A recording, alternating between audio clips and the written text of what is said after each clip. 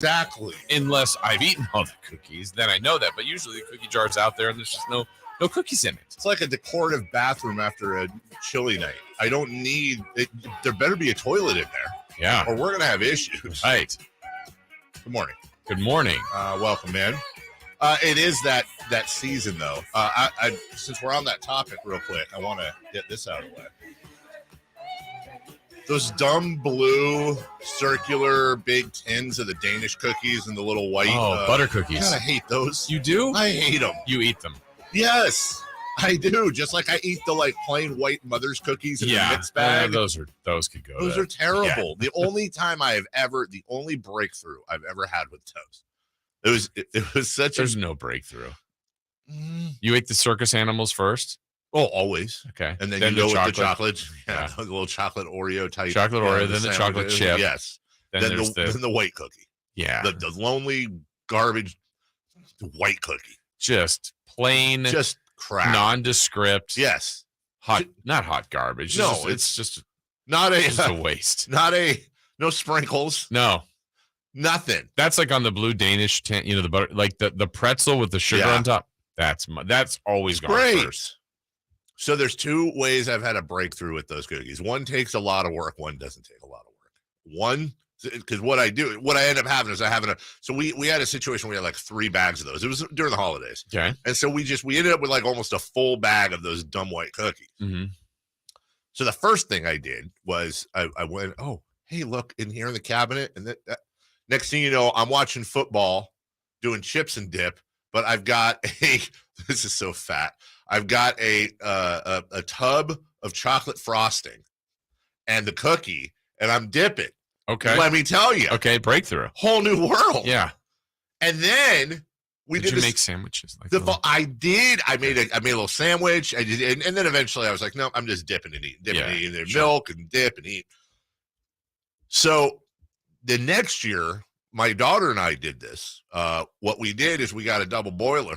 Family bonding. Yeah. Yes. And melted some chocolate chips and some, mixture and stuff. And you dip half the cookie and then you put it on wax paper and you cool it. And now you're basically creating a cookie. Yeah, because that has no substance to it. But then the new cookie's magical. New cookie is magical. So what I would say is this: if you have an abundance of those cookies, and this is probably work with those stupid Danish cookies, you just pour some chocolate frosting on them. Danish cookies are better than those, though. Would you agree? 100%. Yeah. Yes. 100%, but they're still like I have found this, like, most of the world does not know how to dessert, and it really makes me angry. Okay. Like I grew up. One of my best friends was a guy named Boris who was born in Tehran, Iran, raised in Germany. A very a combination of cultures, and I would eat at his house all the time. And their desserts are like a bread cooked with some dates. Yeah. And I'm like, no. Not acceptable. I don't generally think fruit is desserty unless it's buried in, like a pie. Right. But there's so much where it's like just a lot. Really, the Middle East is not great at desserts. Mexico is not great at desserts. Flan. Flan is actually probably near the top of my list. At least it's like pudding, kind of. Yeah. I'm with you. But I'm saying, ice cream in it. I go into a supermarket in Mexico, and it's all either these horrible cookies, they're bad, or it's a giant like roll with a scoop of like apricot in it or something. It's like, yeah. Where do those Danish cookies we're talking about, those butter cookies, go? Like they're just like, are they around during the year? Like, can you get them in March? I think you can only buy them like November and December. Yeah. I know where the tins go. Right. They go in a cupboard at my mom's house. Oh, because it's Tupperware. And what's kept in there? My mom is the queen. Stamps? Oh God. My mom is the queen of like repurposing items. Like our house growing up was filled with Cool Whip tubs, margarine tubs, mayonnaise jars. That's Tupperware, dude. We could put soup in that. Well, yes. We could. They do. No, she would. Yeah. And to be honest, there's been times, shout out to my mom, where I've had extra soup, whatever, and I go, God, I really could use one of these right now because you always lose the lids to everything else. Of course. So that's my mom's Tupperware. But when I go over to their house, and I've done this before, and I've found Ziploc bags in the dishwasher, that's where I kind of draw the line. That's a new one to me. You've never heard of that? In the dishwasher? Uh-huh. I've seen them hand rinsed and washed. You guys do it? They do it. They're reused as Ziploc. Well, I don't mind that, but the dishwasher. The freezer one. Yeah. Yes. No, but I mean, I've seen them, whatever. You had vegetables in there, let's just say. You barbecued some vegetables, and you kept them in that for the 3 days or whatever, and then maybe I've seen that just hand cleaned out, sure, just rinsed and then there's nothing put it aside, there, it'll dry, and then. I'm not saying be wasteful. In the dishwasher. I'm saying, like, if there's actual food that's like greasy or saucy or something in there, and you're like, well, like, that's really where you're. Yeah. Is that where you're cutting the budget? Yeah. It's like where they have like Monistat 7 and Monistat 3 because one cures it like 4 days early. Uh-huh. And it's like, is that really where you're cutting costs? Right. Yeah. I'd rather no. I'm rinsing my Ziplocs, but I just bought a brand new car. Yeah, right. Yes. Anyway. Apparently, by the way, I looked at the well done on this. I don't see a beef stew segment. There is one. Is there? Apparently, I didn't look at it. Is it in shame on me. Here's my defense. I try to not look at 3 for That's Dallas. fine. I like there. It had to be included. I like the questions where I don't have time to think about them usually. Yeah, apparently it was a thing. The response from we talk about food all the time.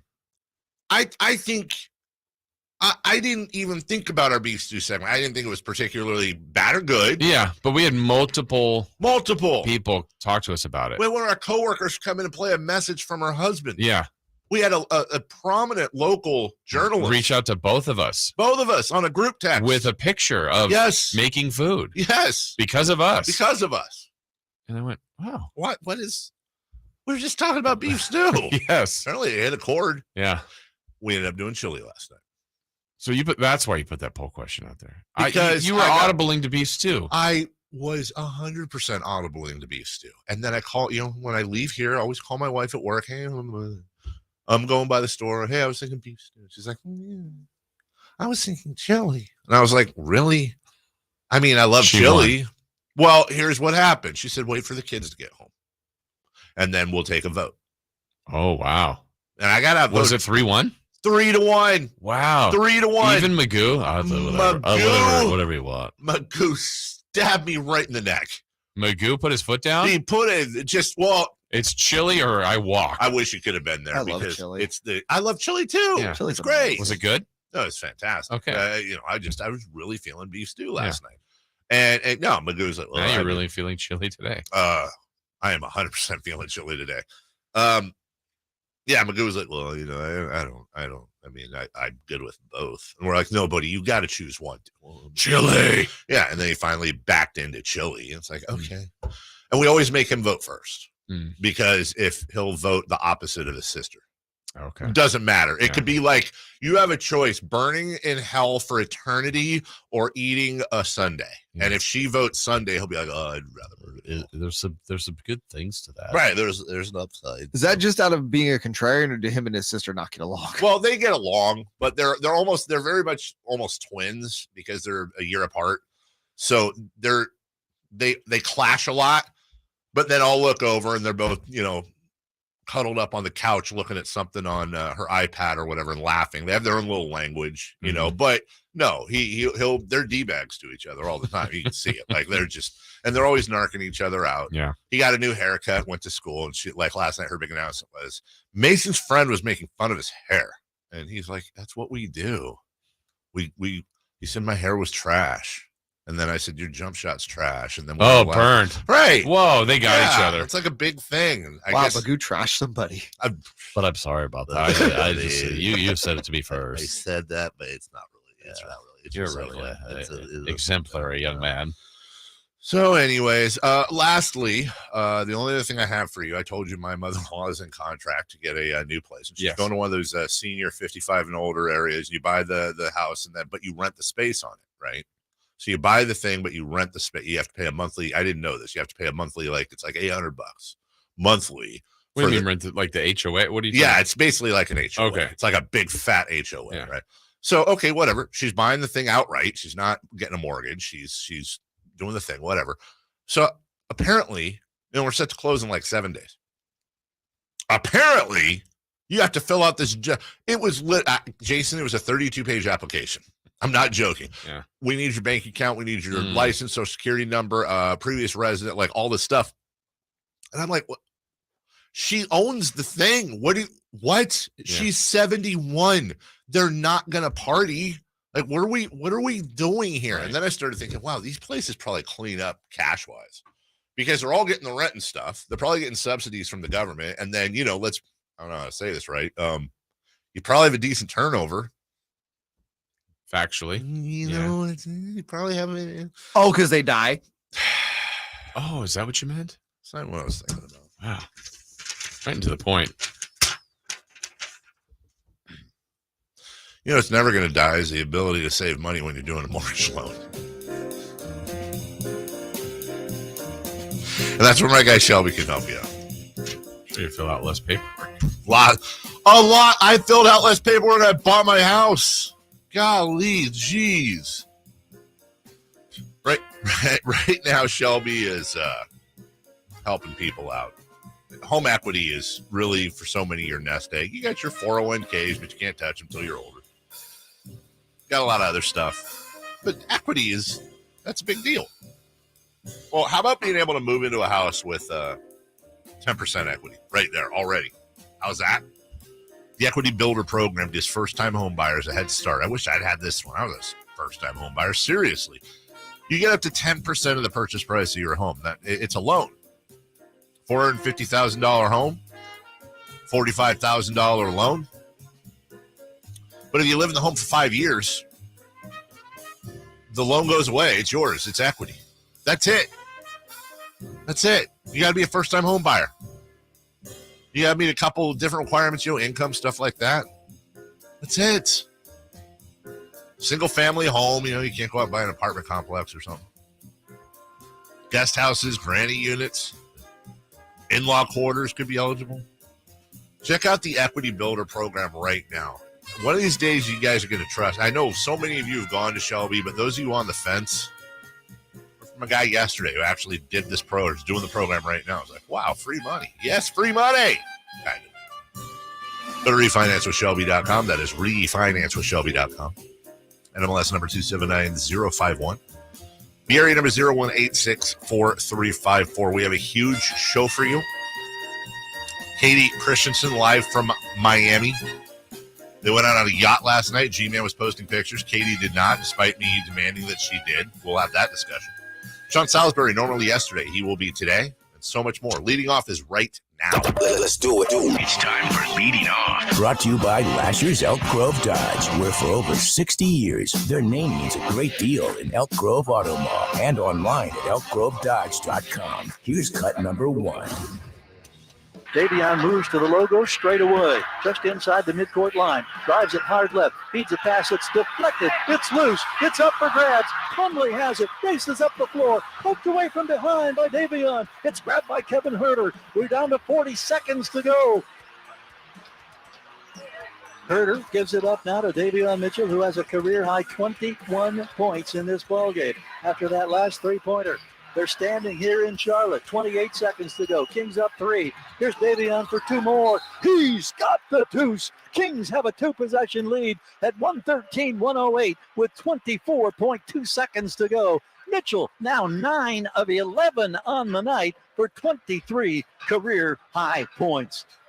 Bottom line, if Davion Mitchell can do that every night while De'Aaron Fox is out, Kings are going to have a good shot. Absolutely. It is a rematch with the Miami Heat. This rarely happens, especially with Western and Eastern Conference teams, but here we go. The Kings are getting the Miami Heat out of the way in less than a calendar week. They are in Miami, where they have been for a couple days now. They flew there the night after the Charlotte game. There was a nice trip out on a yacht yesterday, a nice dinner for the whole team, little bonding, stuff like that. Also, if everybody's on the yacht, they're not elsewhere. Yeah, that's kind of smart. That's pretty smart. Yeah. Miami favored by 6.5. Okay. They did play last night. That was 7.5 this morning. So already what do they know? Yeah, what do they know? No De'Aaron Fox. It was announced yesterday, not that long after we got off the air, that he has a bone bruise and is out for Miami. And then obviously day to day after that, a lot of speculation, which is always dumb with injuries, unless it's a, torn knee or something crazy where you generally, this guy's got to be out for the year. Jason, I've seen bone bruises where a guy misses a game. I've seen bone bruises where a guy misses months. Yeah. And I'm not trying to say that's what's going to happen with De'Aaron, but I would caution Kings fans, just don't, just because he's only been announced out for Miami, that doesn't mean he's playing in Orlando. Yeah. I'm preparing myself for De'Aaron to miss the whole road trip. Okay. In my head. Yeah, that's fine. And, they've got to prepare.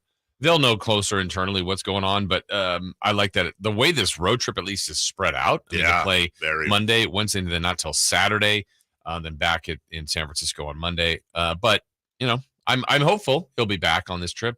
I'm glad there was no structural damage. That was the best news. I mean, it didn't sound like anything serious, but you got to be comfortable. You got to feel right. I think it's important for people to know what a bone bruise is too. And I'm reading this right off the medical record dictionary thinger. A bone bruise is a type of traumatic injury. It's less severe than a bone fracture, but it causes blood and fluid to build up in and around your injured bone. You may have symptoms such as pain, swelling, and a change in color of the injured area. So it's not like I think a lot of people think it's a bruise. And then I think there's a lot of people that are like, I don't know what it is. And then I think there's also a lot of people like, I know exactly what that is. I'm a medical doctor. Yeah. Either way, it's not like I read Facebook. Right. It's not like he has a bruise on his thigh. Yeah. It's deeper than that. Like literally it's deeper than that. So in the meantime, Davion gets to start. I expect more minutes for Terrence Davis or Matthew Dellavedova and friends. Mm-hmm. And this is where the depth will be interesting. As you said, the Kings have had 3 days to rest, couple days to rest. Miami played last night. So yeah, and I even look back to Saturday's game. Kings, just jumped right on Miami. It was awesome, awesome, and then had to kind of hang on to win. So what did they learn from that game? Like we said, usually you might play Miami now and then play them in March, and that other game is completely forgotten. This one's fresh. One of the things I want to talk about today, briefly, is my splitness between being a Kings fan and being a talk show host. Mm-hmm. Obviously, I want them to win every single game. But what if De'Aaron Fox is out 4 games and they go 4-0? That's great, right? They stepped up. Yes. But you know what's going to happen. Mm-hmm. Either way, you can't win. You win, but you can't win. Well, even yesterday on our chat, I saw a lot of people like, see, they're better without De'Aaron. Right. That game said it. Yeah, that's the one. That gives you the full resume to say they are better with. I believe I saw Davion Mitchell is 9-11 as a starter in his career. Number 2. Cut number 2. That was probably the unique thing with Steve and I is we talked daily, if not hourly, on a variety of different topics, subjects all the time. Enjoyed the conversations. I learned a ton from him. He's an incredibly intelligent man and has a great feel and a great poise. His character is impeccable.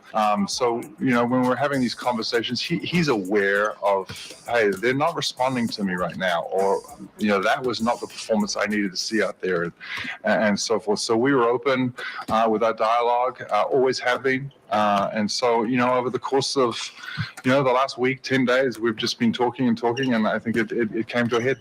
Sean Marks firing Steve Nash as coach of the Brooklyn Nets happened yesterday. Do you think it was the nicest fire? Like, you're talking about an Australian and a Canadian. Yeah. It was just like, hey. Steve probably went and goes, Sean, I know what you need to do. And you know what? It's okay. Yeah. It's not your fault. It's not your fault. Like, it was the kindest, nicest, and really, honestly, and that's really the response. I was looking for the Nets to do something about Kyrie, and honestly, I'm glad they finally did something, because when Kyrie is doing the Kyrie things, get rid of the coach. Get rid of. Honestly, Steve Nash had to go. He obviously can't control any of his players, right? And so that's the right move that will take care of it. I think the news was a surprise to me. I mean, in the end, not shocked, but I didn't see that coming. I could believe it happened. The part that's weird is the Ime Udoka, like on the heels. It's, hey, you and I go into management saying, I think it's just time. We're going to stop doing this show. Oh, that's fine. Jim Rome's working tomorrow. Like, right. You had that ready to go? Yeah. We just told you now. Yeah, it's ready to go.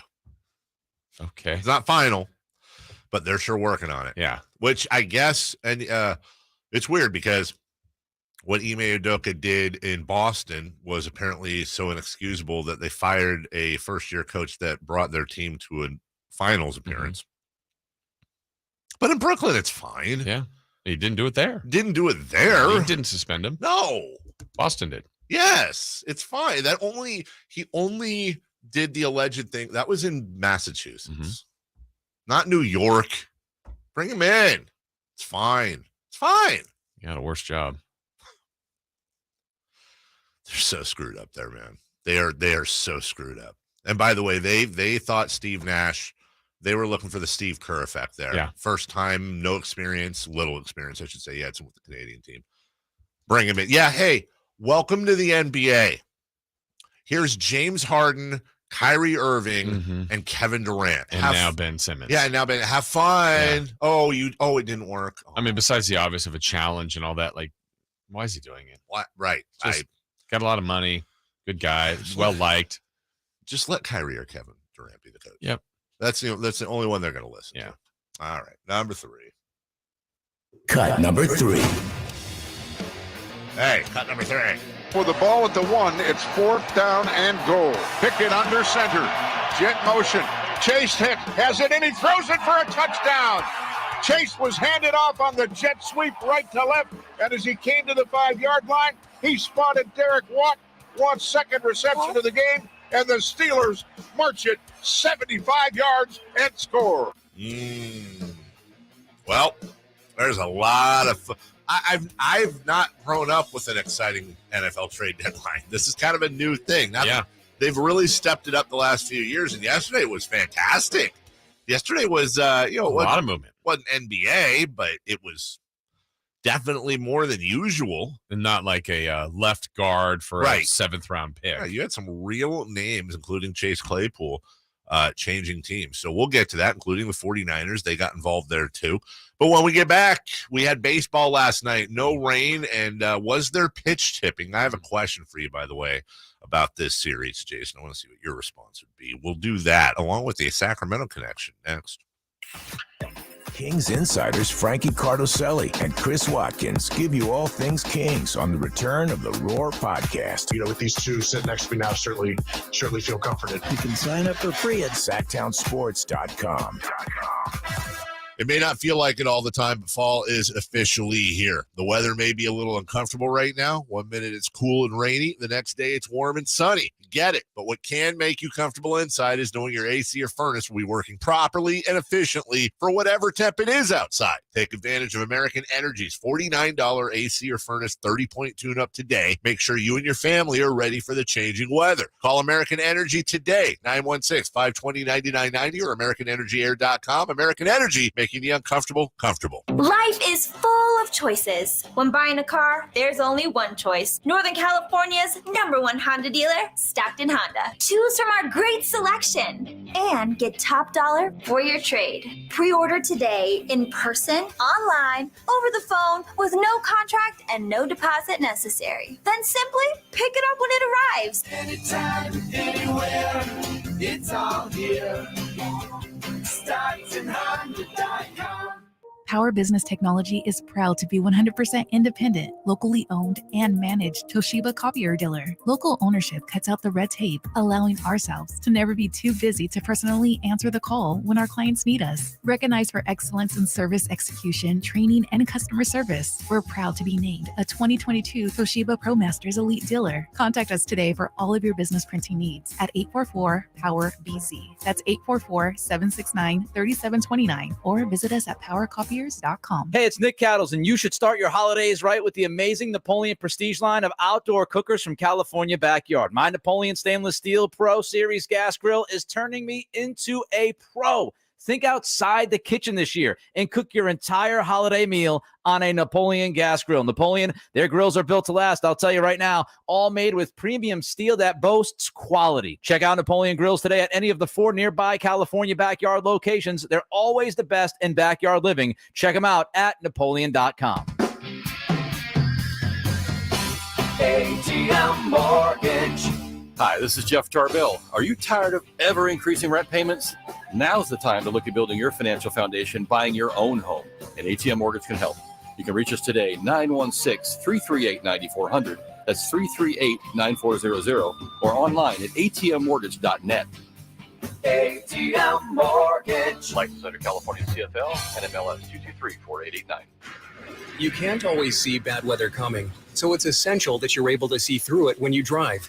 Michelin wiper blades with advanced technology hug your windshield like a Michelin tire hugs the road, channeling away water, snow, and ice so you can see clearly, drive confidently, and breathe easy. Michelin wiper performance, clearer than ever. Upgrade to Michelin premium wipers today at Walmart, Amazon, and other fine retailers. When the world's best players get fitted for new golf clubs, they want to see their ball flight outdoors. Why should you settle for any less? The Hagen Oaks Player Performance Studio is the area's unquestioned leader in delivering a new age of golf club fitting to Northern California. With 14 trained, skilled professionals to show you how to hit the ball farther and straighter, satisfied customers have increased their yardage, improved their games, and gained confidence. Call 916-808-2531 to get started. That's 808-2531 for longer, straighter drives. Sactown Sports Headlines. With your Sactown Sports Headlines, I'm Jay Mars. The Kings look to get their third win in a row tonight in Miami against the Heat.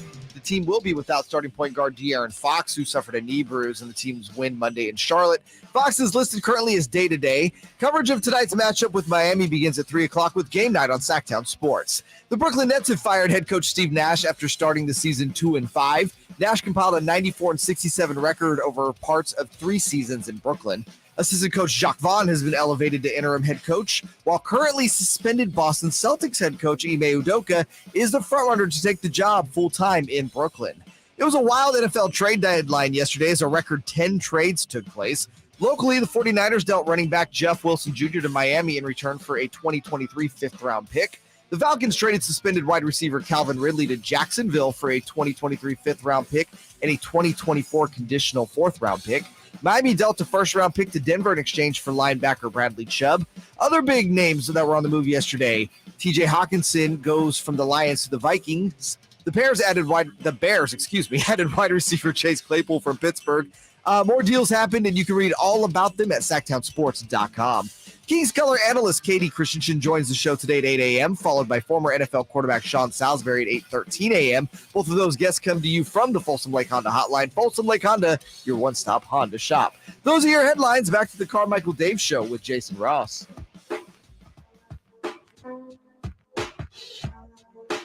Got a take? Make sure it's a hot one. Take a shot right now. Call or text at 916-339-1140. The Carmichael Dave Show with Jason Ross on Sactown Sports 1140. I'd like to take a quick moment to point out on that rejoiner there. It doesn't have to be a hot take. I'd actually prefer it's not. I don't want hot take. Lukewarm. De'Aaron Fox is a loser. Well, that's a hot take. I didn't say that. I don't want that. I want room temperature takes. Not cold, not hot, just a nice sports take or beef stew. Mm-hmm. Okay? Bryce Harper didn't take, he swung. Comes home with the pitch swung on, hit deep, right field, and the Phillies are going to lead it. Yeah, they are. Bryce Harper has put the Phillies on top with a 2-run home run over the out-of-town scoreboard. That was well. I did not. That one you didn't mind. No, that was. Yeah, they are. Yeah, they are. Well done. I'll find out who that is, but oh my god. The Phillies booth always has extra. Remember, they do. They have other stuff going on. There's like guys crunching and eating in the background or high-fiving or whatever. Well, here we go. And the pitch to Alec Boehm, blasted left field deep. Alvarez back, he turns, he looks, it's gone, it just clears. Leadoff homer here in the second for Alec Boehm on a long laser just over the left field wall. It's his first homer in the playoffs, and it's 3-0 Phillies. Maybe there is something to that. Like, how about, you know what? I want to reach out to the Kings. I think it would be actually kind of fun. They do like a Manning cast. We should do like an alternate cast where it's just like a bunch of Kings fans and one person there to kind of like sort of call the action. Okay. And, you know, when the Kings are doing well, everyone's just all jumping all over each other and throwing things. Either of you guys check out Twitter. Stephen A's World, the Manning Cast adjacent version on the NBA broadcast? I did, Jay, but in all honesty, it wasn't great. 30 seconds. And it went up. There's been better Yes. broadcasts. It's just got to be done. You can't take yourself too seriously. You got to. Oh, wasn't Stephen A taking himself too No. seriously? He was actually leaning into the whole Stephen A thing just more than usual. Do you think Scott Marsh could do one? Yeah. Because his brother can hit home runs. On a 2-0 from McCullers. Marsh hits a fly ball to right field. Tucker drifting back to the track, to the wall. He can't get it. It's off the top of the wall. You know what? I want to play. I'm sorry. I should be playing the Phillies one. Swung on, hit in the air, high and deep, right field. Tucker drifting back to the track at the wall. He jumps, and it's off the top of the wall. Is it a homer? They say yes. Brandon Marsh hits one out over the out-of-town scoreboard. Feels great, baby. Yeah, they are. Do they have Reese? They don't. Well, they do they? I don't know. I know they have Schwarber. And again, the 1-2. Swung on, hit in the air, center field. Going back on it is McCormick. Back toward the wall. It is gone! Off the brick wall! Above the trees! A 2-run center field home run for Kyle Schwarber! And No there's cheering in the press box. I was gonna say there are so many old school. They're just rolling over in their graves right now. Like, no cheering in the press. What are you doing? Whatever. That's fine. It's not like they're not biased. The only thing to make that game better is if there was a Sac State representative, Jesuit, that hit home runs. Yeah. Here's the 2-2 pitch to Hoskins. Swung on, hit in the air, deep to left field. It is gone! Back-to-back home runs! Schwarber and Hoskins. Reese is pumping his fist going around second base. 7-0 Phillies. Oh, Reese's pieces up the pitcher with the swing. Sure. Right? Yeah. Yeah. So you had a question for me on this. Did you not? What if it turned out after the series that the Phillies were doing some minor cheating? Well, there was a lot of talk about pitch tipping. Now, pitch tipping is not cheating. If you pick up with your okay, let me back up. I believe if somebody with their naked eye in the dugout says, "Hey, this guy is stomping his foot before a fastball," I don't think that's cheating. I think that's paying attention. If they're, in the back room banging on trash cans, using equipment to do it. Yeah, if one of them's got beads and a dynamic place on their body that are vibrating every time there's going to be a curveball, that's a problem. If you're using technology, but let's say that's the line. Let's say that was the case. Let's say that let's say the Phillies were all using strategically placed vibrating beads. Now, let's not get into where they're placed, right. But I would put them somewhere where it's not easy to be found in a normal pat down. And somebody in the dugout or in someplace every time they knew a fastball was coming or something, and then a fastball's coming. Yeah. Let's say that happened. Let's say they got caught doing that. Would you feel bad for the Astros? I think America would be good. Right. Unless you're a Houston Astros fan, this is how goofy and screwed up the sport is. They would say, no, that's what they deserve. Yeah. Wait, they do it and they're pariahs forever. Right. And the Phillies do it. No, that's all right. That's what they deserved. I believe, don't you think most of America would go that route? Absolutely. As opposed to the whole year that you can't cheat the game. Serves them right. And Barry Bonds can't do what he did to get in the Hall of Fame. The Astros can never do it. But you know what? The Phillies, good for them. That was smart of them. So I'm glad you said that. I was hoping you'd say that. So here's a question. You're Rob Manfred in that situation. Mm-hmm. Like, what do? You can't really give the Phillies the same punishment you gave the Astros because it's obviously this is a problem, and that Astros punishment wasn't enough to deter cheating. Mm-hmm. So you can't give them a bigger punishment though, because now you went easy on the Astros, and now the Phillies get it. Right. You can't go retroactively back and repunish the Astros to match the Phillies. Like, what an impossible position for Rob Manfred to be in. Because I was thinking if the Astros did it again, like I think one of the best things in that situation would be is if the Astros got cheating again, because then you just drop the hammer. You drop you can't even make the playoffs next year. Like, playoff ban, draft picks gone for a decade or something, just super $100 harsh. million, something crazy fine. Yeah. Yeah, you basically give them the death penalty like SMU got in college forever ago. But it's such a funny, I mean, honestly, it's such a funny sport by nature, and whether you call it cheating or not, but I just know that's like if you pick up the pitches, you're going to tell your teammate. Yes. And that's cool. It is. That's smart. It is. The other one's cheating. But I think the line is if you're using like it gets into technology. Like if I'm playing against you and I see you doing something on the mound, and I say, "Hey, dude." Right.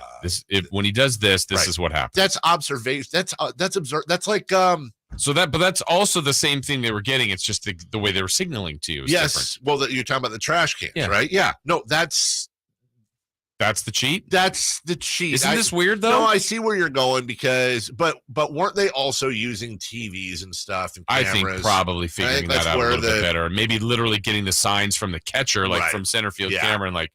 And I do think that there's nuance in it. Yes. There is nuance. Yeah. Bryce Harper said something to who was Alec Bohm before he went up. Had like a little conference, and Bohm wouldn't talk about what he was told. It sure sounds like McCullers was tipping something. And listen, this pains me to do it. It really does. It pains me to do it because I love him. I, like many of us in the media, know him a bit. I root for him. At some point, you just have to kind of ask yourself, can Dusty Baker manage in the postseason? Like they're in the World Series. Right, but then something weird happens to him. Like, what are you leaving McCullers in for? What are you leaving McCullers in for? And why did you take Russ Ortiz out? Yeah, it's such a funny because both decisions didn't work out, he was wrong. Because what? One, it was he took one out too early. One, he left one in too long. Yeah. He did it wrong both times. Well, and then on top of that, and then beyond that, he's been in the playoffs 17 million times and has never won a World Series. I would say this year he definitely has the better team, like the favorite going in. Now they're only down 2-1. They still can win this World Series, but it's really a funny deal where we get on coaches, on managers, on decision makers. Yesterday, I felt like John Smoltz live in action was questioning the Phillies for leaving Suarez in. It was 5-0. It was the fifth. He was great, but he had two runners on. They were warming up. I can't remember the lefty. That's like their high leverage. Hey, he's coming in now because they got to end this inning, and he left Suarez in, and then a pop up got the inning over. And it's the manager trusted his pitcher, and if he hit a 3-run homer there, everyone would have said, "Oh yeah, what are you doing?" Smoltz would still be talking about it. He popped up. Yeah, Smoltz would be doing a national radio tour. Right, and you go, well, the results just worked out in favor. Well, we'll see if the results work out in favor of these teams because the NFL was busy with the trade deadline yesterday, including the San Francisco 49ers. We'll talk about that next. Check out the Golf to Go Hour with Frank LaRosa every week on Sactown Sports 1140. Get the latest on equipment, area courses, people that play the great game, and plenty of good conversations about golf. It's the Golf to Go Hour with Frank LaRosa every week on Sactown Sports 1140. Golf to Go is brought to you by the Hagen Oaks Golf Super Shop, America's most awarded golf facility, and Naturewood Home Furnishings, where it's all about choices and always about quality. And Safe Credit Union. Let us put you first. The game of football is about pain. Ever since I was 5 years old, it's been all about football. It's been about running, jumping, blocking, tackling. I stopped playing at 31. You're listening to Michael Robinson, retired pro fullback. I thought that foot pain was going to be with me for the rest of my life. I'm so glad I met Good Feet. I'm so glad that those arch supports are in my shoes. I have terrible foot issues that prevented me from really having a normal life with my kids. With the Good Feet arch supports, man, I'm always ready. My kids actually got to enjoy me in the yard more, racing each other, backpedaling, teaching them some things, being a dad. If I had known about the Good Feet arch support earlier, I would have more than one championship. I would have 2 championship rings. See what we can do for you with a free personalized arch support fitting at the Good Feet store. Sore feet, aching back, even plantar fasciitis? Come to the Good Feet store in Sacramento, Roseville, Stockton, and Modesto. Yeah, we're a sports family. 2-a-day practices with muddy gear, driving in all kinds of weather to get to away games, and of course, the gravel parking lots. Oh, and did we mention kids? So you can imagine what our car looks like, except it doesn't. We're big fans of defying expectations. So we go to Quick Quack and shine like all our kids' trophies. Go for the win yourself and head to Quick Quack for a shine that lets you defy expectations. It's hard to find a better selection of 4x4s in stock and ready to drive home today than you'll find at M&S Auto on El Camino right off the Cap City Freeway. New truck prices keep rising. M&S invites you to tour their selection of super clean 4x4s and trucks and save thousands. Tacomas, F-150s, Jeeps, Rams, Silverados. Great deals today on hundreds of 4x4s, SUVs, and muscle cars. First-time buyers are welcome. M&S Auto Sales, El Camino, just off the Cap City Freeway. MSAutogroup.com.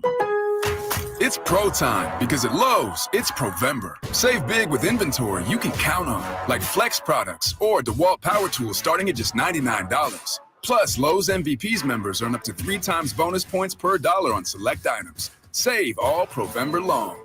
Bonus points calculated before taxes and fees after applicable discounts, if any. MVP's Pro Rewards Program. Terms and restrictions apply. See Lowe's.com/L/Pro Loyalty Terms. Subject to change. Prices valid from 10/17/22 to 2/3/23 or until supplies last. Qatar, here we come. Christian's travel agency has one goal. Talk to you soon. The world's biggest soccer tourney. The hotel is 7 miles from the stadium. Are you serious? Did you email the transportation company? Now he needs an Arabic interpreter on his roster. I don't speak it either. Indeed can help him hire great people fast. I need Indeed.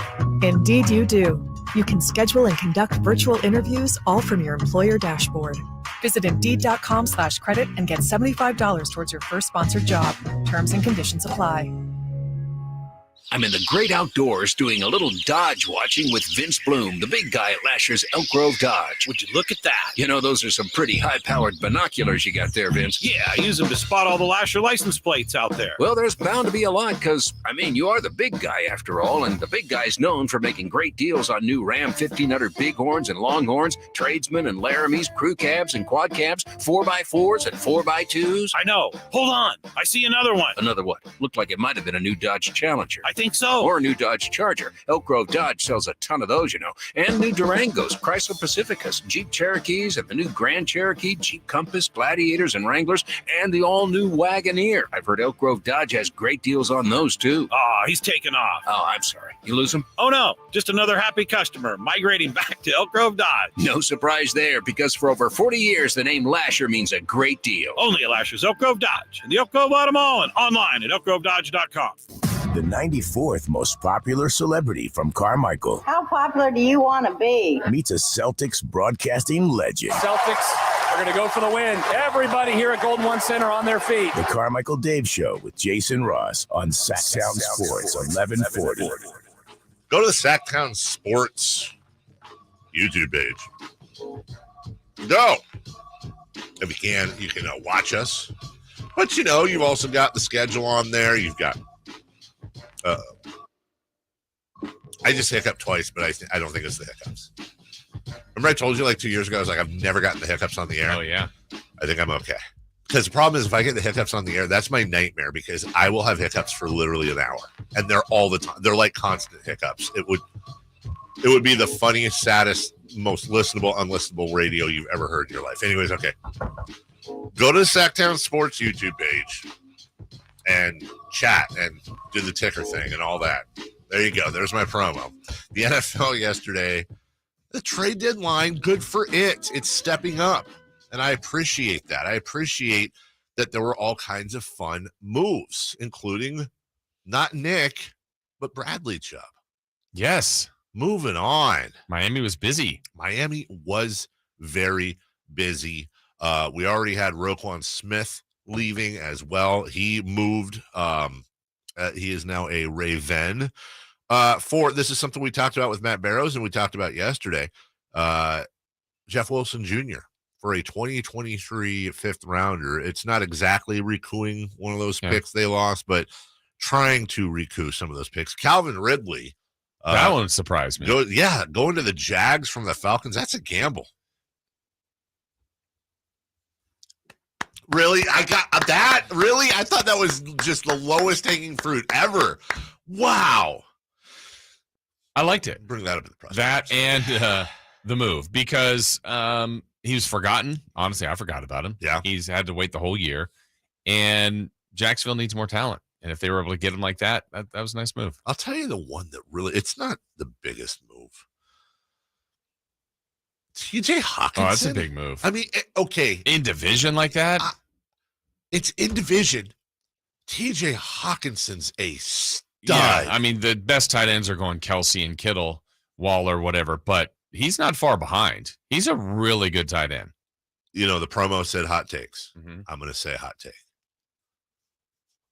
I think before the end of his prime, especially with the right quarterback, I think Hawkinson's going to, he may not reach Kelsey levels, but he's going to be in that Kittle Waller range. I just think he's been playing for the Lions, and no offense, Jared Goff's been great this year, and that offense has been great this year. But is Cousins the right quarterback? I mean, they win. They win, and I mean, wasn't it Kyle Rudolph? Mm-hmm. He's having some good times with Kirk Cousins. He's had I'm trying to think who did he have in Washington? Who was the tight end in Washington that was really good, but he was hurt all the time? There's somebody on the text Reed. Yes. Not Willis. Jordan? No. Is it Jordan Reed? Come on, Jay. This is where you pop in with your nerdy knowledge. The tight end, Reed, always hurt. Washington. Anyways, point being, no. That had a wonderful stint with the San Francisco 49ers. It might be Jordan. Was it Jordan Reed? Thank you. Anyways. Some other notes for y'all. And Claypool moved as well. Yeah, Chase Claypool. He made a move. By the way, Chase Edmonds, speaking of Chases, went back to Denver on that deal. Chase Claypool, which was interesting, and you kind of it just seemed like when they drafted what's his face, the new receiver for you have Pickett and Pickens. Thank you. Gosh, Dave. Along with Deontay Johnson, there was a little bit of room to move there. And Chase Claypool, once upon a time, was Chase Claypool. It's weird. Chase Claypool and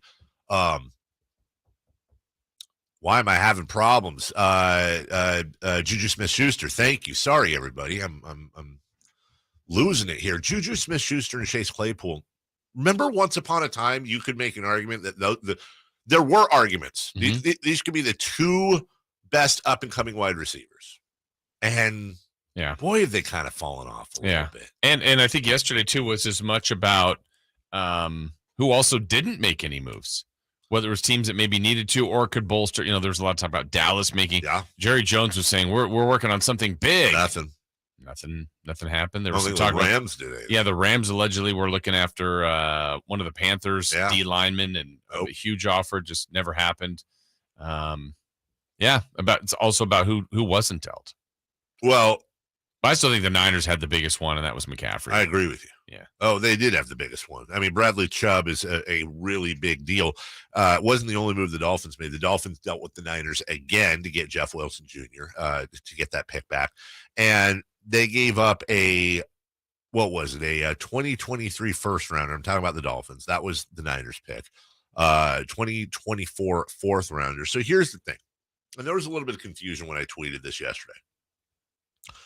The Dolphins got those three big picks from the Niners and have used them and flipped them for Jalen Waddle, Tyreek Hill, and now Bradley Chubb. Now, there were some other things involved in there, don't get me wrong, like there was for Chubb yesterday, but that's what they flipped. They basically flipped the pick that would have been Trey Lance, along with a couple of other, honestly, minor things for the most part, for Jalen Waddle, Tyreek Hill, and Bradley Chubb.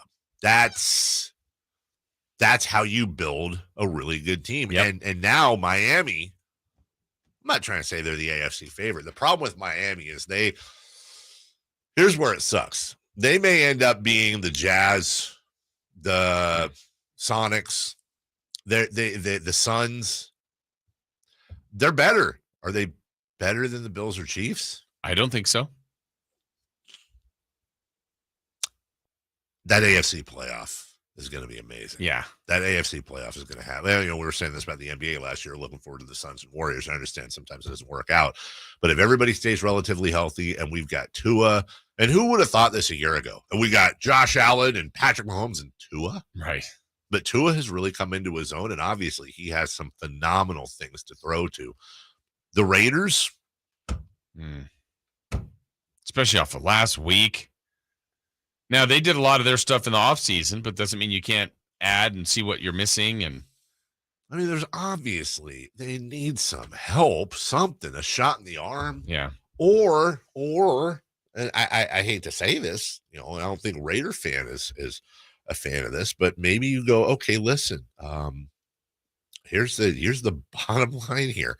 We're the Raiders. We are right now 3 games back with the Chiefs. Yeah, maybe we get some picks. Maybe it's time to move on from a few people.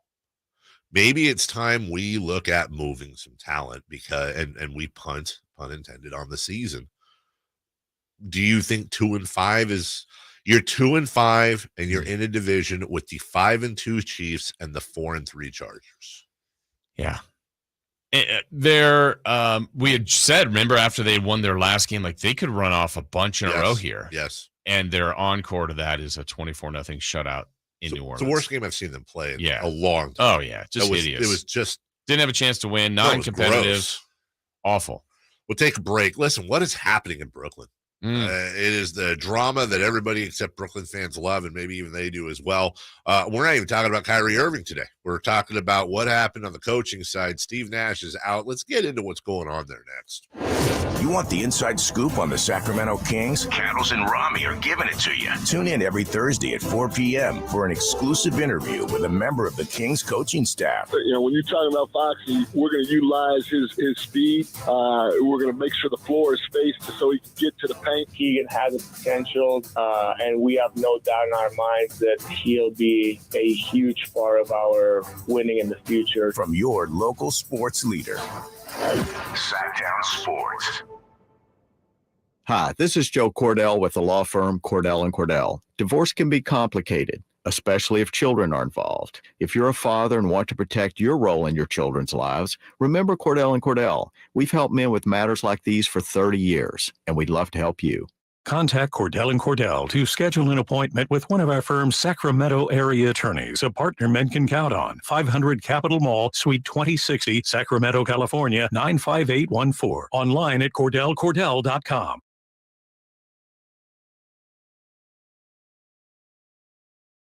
Is the best way for you to build up and pass on wealth. The Equity Builder program happening right now gives first-time home buyers a head start on this with immediate equity in the home via a loan of up to 10% of the purchase price. Now, here's the deal. The loan is completely forgiven if you live in the house as your primary residence for 5 years. Think about that.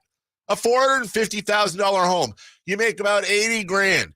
You get $45,000 down as part of the Equity Builder program, and you live in the home for 5 years, boom, the loan is gone. You got to be a first-time home buyer. You got to occupy the property as your primary residence.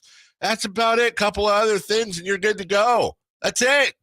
Go to refinancewithshelby.com. It's a no-brainer. It's the best way to get into this market. Refinance with Shelby.com. NMLS number 279051, BRE number 01864354. When it's time to service your vehicle, experience matters. Trust the experts at Folsom Lake Honda. We understand how important it is to have a safe and reliable vehicle, and our highly trained technicians will get the job done right the first time. Check engine light on? We'll check it for free. Need an oil change? Our express service will have you in and out fast. Come in or schedule your service online today. Folsom Lake Honda, yeah, your one-stop Honda shop. Hey, it's Carmichael Dave here for Capital Casino, and the primetime football giveaway, it's back. They're giving away a total of $500 for every Sunday, Monday, and Thursday night primetime game, conveniently located at 411 North 16th Street in downtown Sacramento, with plenty of well-lit parking and some of the best food in a friendly environment. For more information on tournaments and gaming, please log on to capital-casino.com, and please gamble responsibly. As always, 1-800-GAMBLER. At Elk Grove Honda, not only do we have a great selection of pre-owned certified cars at very fair prices, but every one of our pre-owned automobiles are treated with kid gloves with a 182-point inspection that covers everything from unibody to tires to brakes and engine filters. Then our certified cars receive a mobile oil change and fresh fill-up with full synthetic mobile oil. We know you have lots of choices of where to purchase your next car. Come to Elk Grove Honda, home of the 182-point inspection and mobile oil change. We're in the Elk Grove Auto Mall, Highway 99 at Elk Grove Boulevard.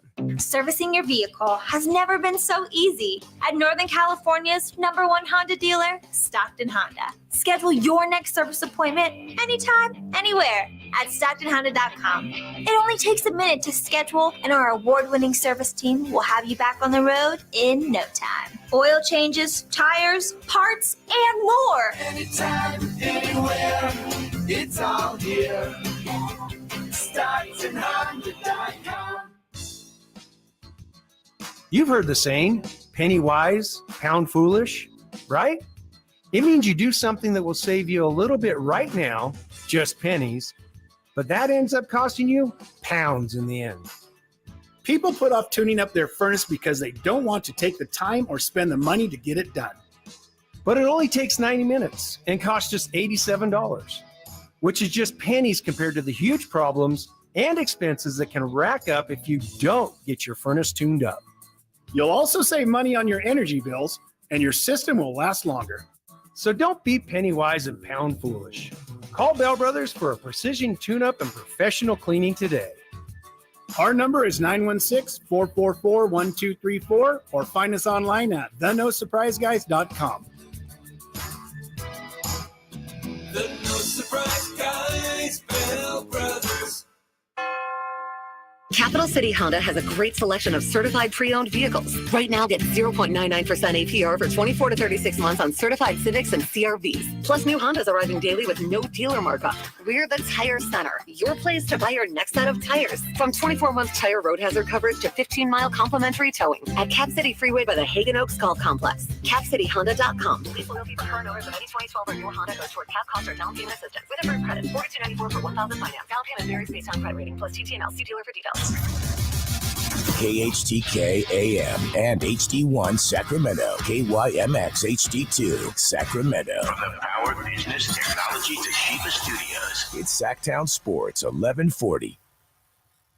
Sactown Sports headlines. With your Sactown Sports headlines, I'm Jay Mars. The Kings look to get their third win in a row tonight in Miami against the Heat. The team will be without starting point guard De'Aaron Fox, however, who suffered a knee bruise in the team's win Monday in Charlotte. Fox is listed as day-to-day. Coverage of tonight's matchup with the Heat begins at 3 o'clock with Game Night on Sactown Sports. The Brooklyn Nets have fired head coach Steve Nash after starting the season 2-5. Nash compiled a 94-67 record over parts of 3 seasons in Brooklyn. Assistant coach Jacques Vaughn has been elevated to interim head coach, while currently suspended Boston Celtics head coach Ime Udoka is the frontrunner to take the Brooklyn job full-time. It was a wild NFL trade deadline yesterday as a record 10 trades took place. Locally, the 49ers dealt running back Jeff Wilson Jr. to Miami in return for a 2023 fifth-round pick.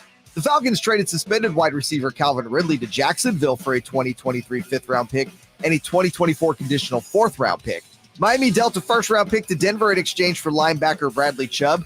Other big moves included the Vikings acquiring T.J. Hawkinson from the Lions. The Bears added wide receiver Chase Claypool from Pittsburgh. More deals happened, and you can read about them all at SactownSports.com. Kings color analyst Kayte Christensen joins the show today at 8 a.m., followed by former NFL quarterback Sean Salisbury at 8:13. Both of those guests come to you from the Folsom Lake Honda hotline. Folsom Lake Honda, your one-stop Honda shop. Those are your headlines. Back to the Carmichael Dave Show with Jason Ross.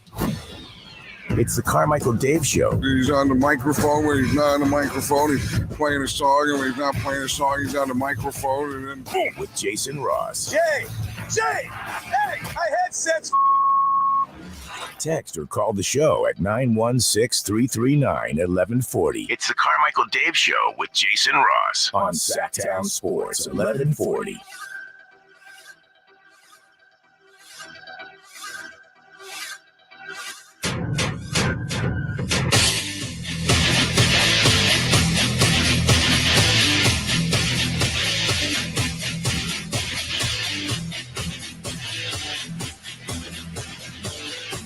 Is that a video coming to you soon? There's a video coming during the break. Kings are going to win tonight. Call it right now. Wow. Yeah. What do you know? You'll see during the break. If we can figure out how to do the thing where you can share videos on the YouTube. and the Kings are going to win tonight thanks to Jason Ross. I'm giving you full credit for it. Oh, yeah. okay. We'll throw that out during the break. In the meantime, Sean Marks was not winning yesterday with the Nets. The players were not consulted. They were told ahead of time that this was the direction we were going to today, but I don't think we needed that that input right now. Are you sure? Are you sure, Sean? Well, you mean you didn't want to hear from Kyrie on it? No, right. AD. Here's Steve Nash yesterday. I just hope that we all grow through this together. It's always an opportunity for us to grow and understand new perspectives. I think the organization is trying to take that stance where we're going to communicate through this and try to all come out in a better position and with more understanding and more empathy for every side of this debate. And I'm going to throw something out there. It's a little bit windhorsey, but probably not accurate, unlike him. I listened to the Steve Nash quote. This quote was yesterday. Mm-hmm. I listened, and now Josiah, the owner of the Brooklyn Nets, has already come out very much against what Kyrie Irving has said. Yes. Hasn't suspended or fined him, but that we know of, fine at least. Yeah, the Jewish Defamation League, you have a lot of heavy hitters that are weighing in on this. The NBA itself, the Players Association. And I heard Steve Nash's comments, which I think were made incredibly in good faith. Let's be clear about that. But he also hit some buzzwords here. I just hope that we all grow through this together. It's always an opportunity for us to grow and understand new perspectives.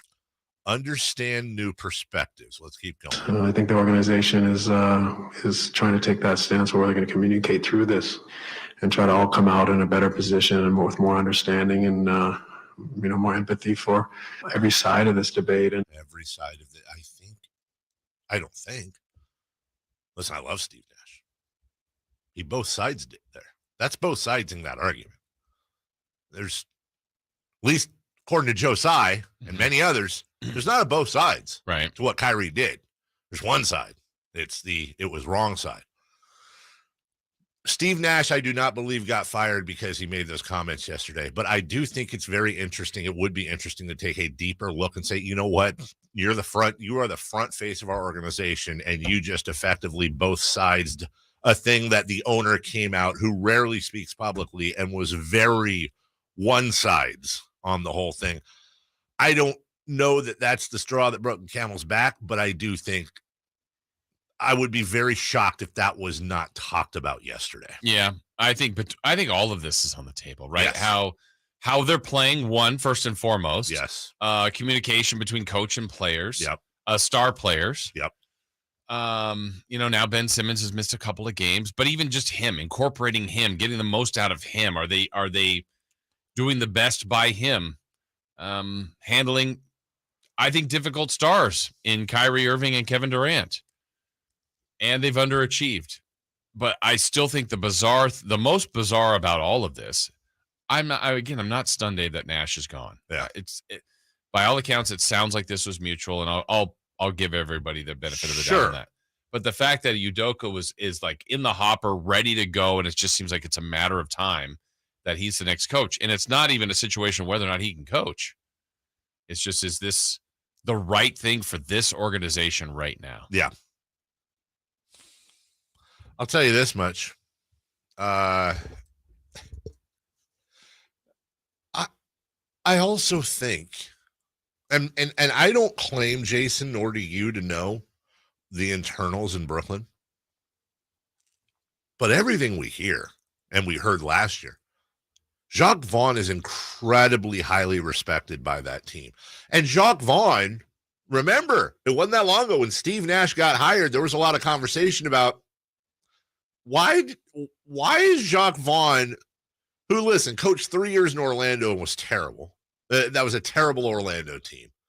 But in his brief stint with Brooklyn as the head coach, as the acting, was 7-3. Why not give Jacques Vaughn the run the rest of the year instead of you're getting?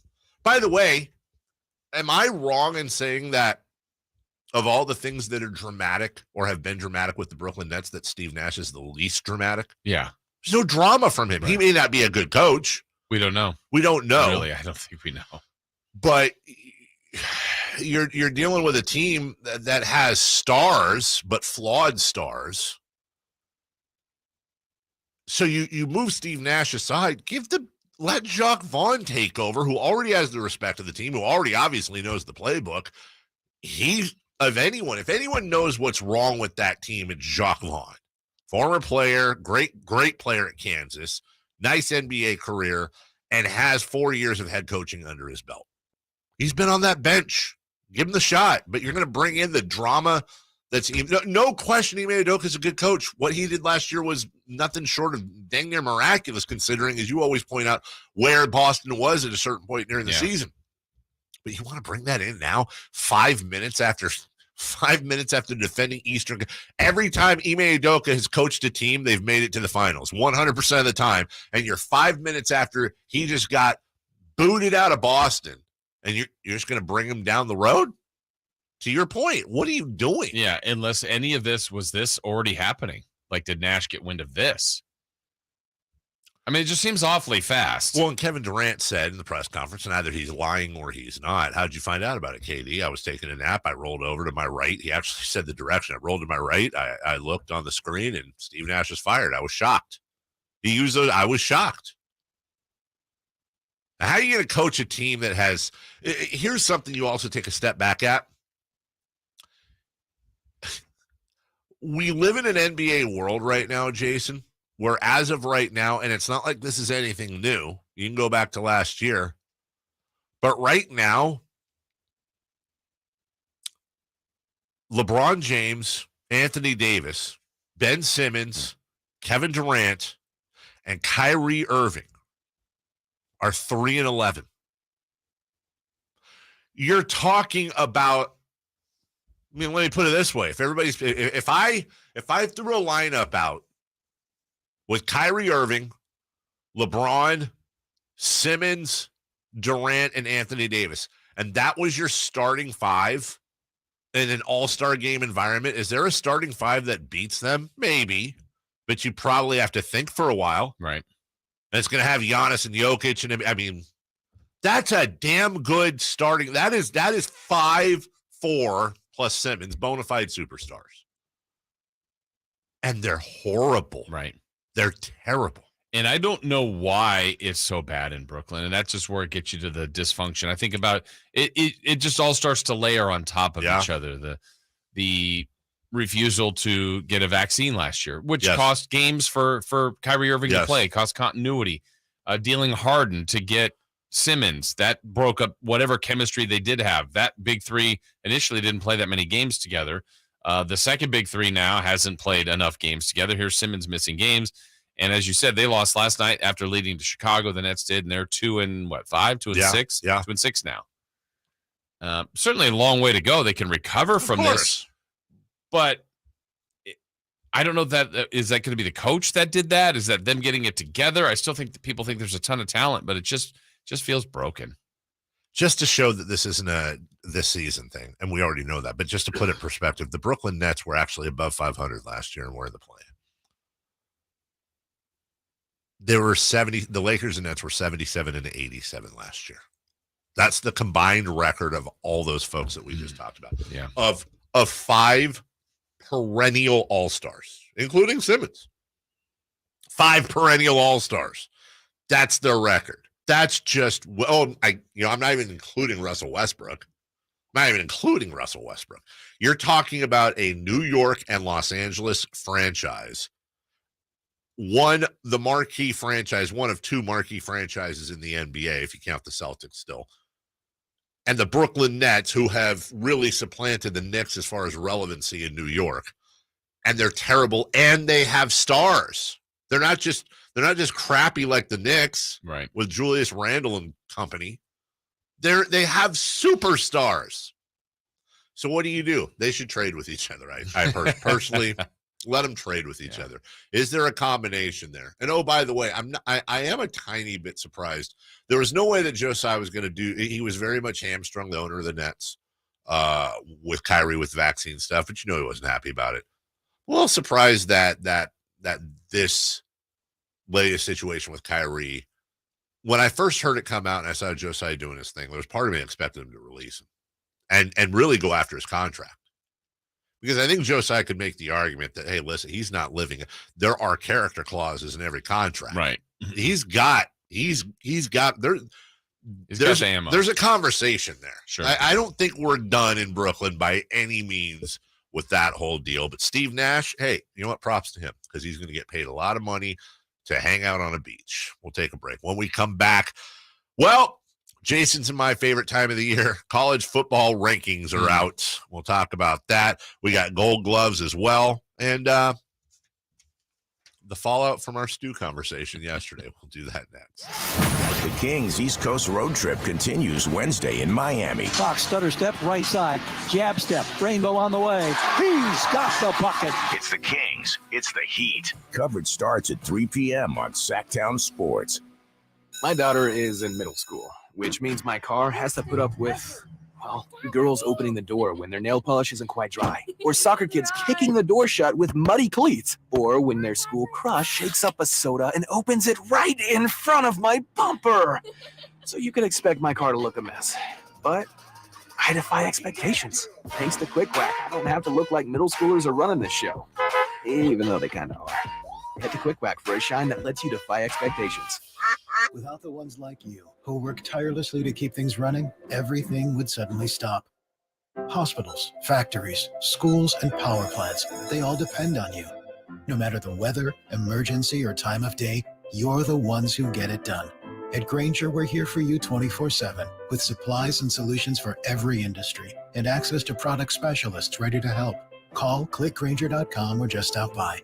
Grainger, for the ones who get it done. 3 questions, 3 answers. It's 3 for Magnus on the Carmichael Dave Show with Jason Ross. Question 1. Now Brent on the chat lines got me going. Barnes and Holmes for Ben Simmons. Who says no? God. Brooklyn? Yeah, I would think so God too. says but no? Just make the offer. Like basketball God? Oh my God, if they did that. Let's go. Go where? What a broken Ben Simmons, right? I guess it kind of plays into the whole. broken. Is he mentally? Is it a mental thing where we're sitting him out and it's the knees we're blaming, He's or fine. okay? Oh, he's fine? He's fine. Sure, it looks fine. He goes from Philadelphia to, if you think about like him going from Philadelphia to Brooklyn to Sacramento, that's like bricks and like yachts off his feet. But this is the organization to revive I don't think that Lions and Tigers in dysfunction. Oh my! I agree with you on the organization, but you want to talk about going from all the pressure to no pressure? Like you can just come here and whole new world. You've seen our Twitter. I know. There is a part of me though that does kind of believe the notion of what you're leading into. Like Ben Simmons, I don't think is built for big markets with really mean media. He's not. He's built for a market like this that has really soft media. Very soft media and fans that will love you if you just try. Well, see that. I know he's gonna have to. Are you sure about that? Well, no. We've gotten a bit. We've gotten so toxic, dude. We already know what he has to do. Just come here and say the fans are great. That's all he has to do. I've always loved being in Sacramento, farm to fork. Go Vamos Republic. Who wants to live in Brooklyn when you can live in Sacramento? Say that, and oh my God, Ben Simmons is a hero. I think those exact words were stated by Domantas Sabonis. And he's a hero. I know. Is he? Well, no. I know where Jason's going, and he's right. Like, you actually have people turning on Domantas Sabonis. Okay, we can't, like, use our YouTube but it's not chat like as 4 people. Oh, it's more than it's not. It's not. There's actual real people that are like, he's trash. Okay, if we're going to continue to count Earl as real people, then this discussion ends. Fake Earl. Question 1. Where are my questions? Oh, sorry. I was so into this combo. College football's 1 playoff rankings came out yesterday with Tennessee, Ohio State, Georgia, and Clemson making up the top 4. Alabama is 6th. If you had to bet money, would you put it on Alabama to make it by the end or not? That's not how you say Alabama. Sorry, Abalama. Greenbow, Alabama. Yes, I would. Yes, it's Alabama. I mean, come on. I can think. Oh, I'm wondering. I'm trying to look at the rankings. I'm like, North Carolina is number 1. I'm looking at. They need to put you on a debate show. Why? Well, tell us why. It's Alabama. It's Alabama. It was up there. Sorry. It's stinking Bama. Okay, we're not. We're not talking about TCU here. It's Alabama. When you look at their schedule, the rest of the way. Wow, LSU's all the way up to 10. Florida State beat them. Hey. LSU, yeah. You got LSU and Ole Miss, number 10, number 11, both on the road. Austin P and Auburn in the Iron Bowl to end the year. Yeah, they just can't lose again. Yeah, that's it. They'd be 11-1. You go into the SEC championship, you win that thing. Even if you lose that thing, they'd probably still win. Depends on who else. That is very, very true. I'm just saying. I'm not saying Alabama's gonna. But I'm saying if I've got to bet money one way or the other, I'm betting on Nick Saban. Yeah, traditionally they make it, right? And then sometimes they not only make it as a 4 seed and then they win the whole thing. They're great. It's a really good team. As a loss to Tennessee, that's why Tennessee's number 1. But yeah, if I'm betting money, I'm putting Alabama in there. I agree. By the Final Four. By the way, the chat's very upset with you, Jay, implying that the YouTube chatters are not real people.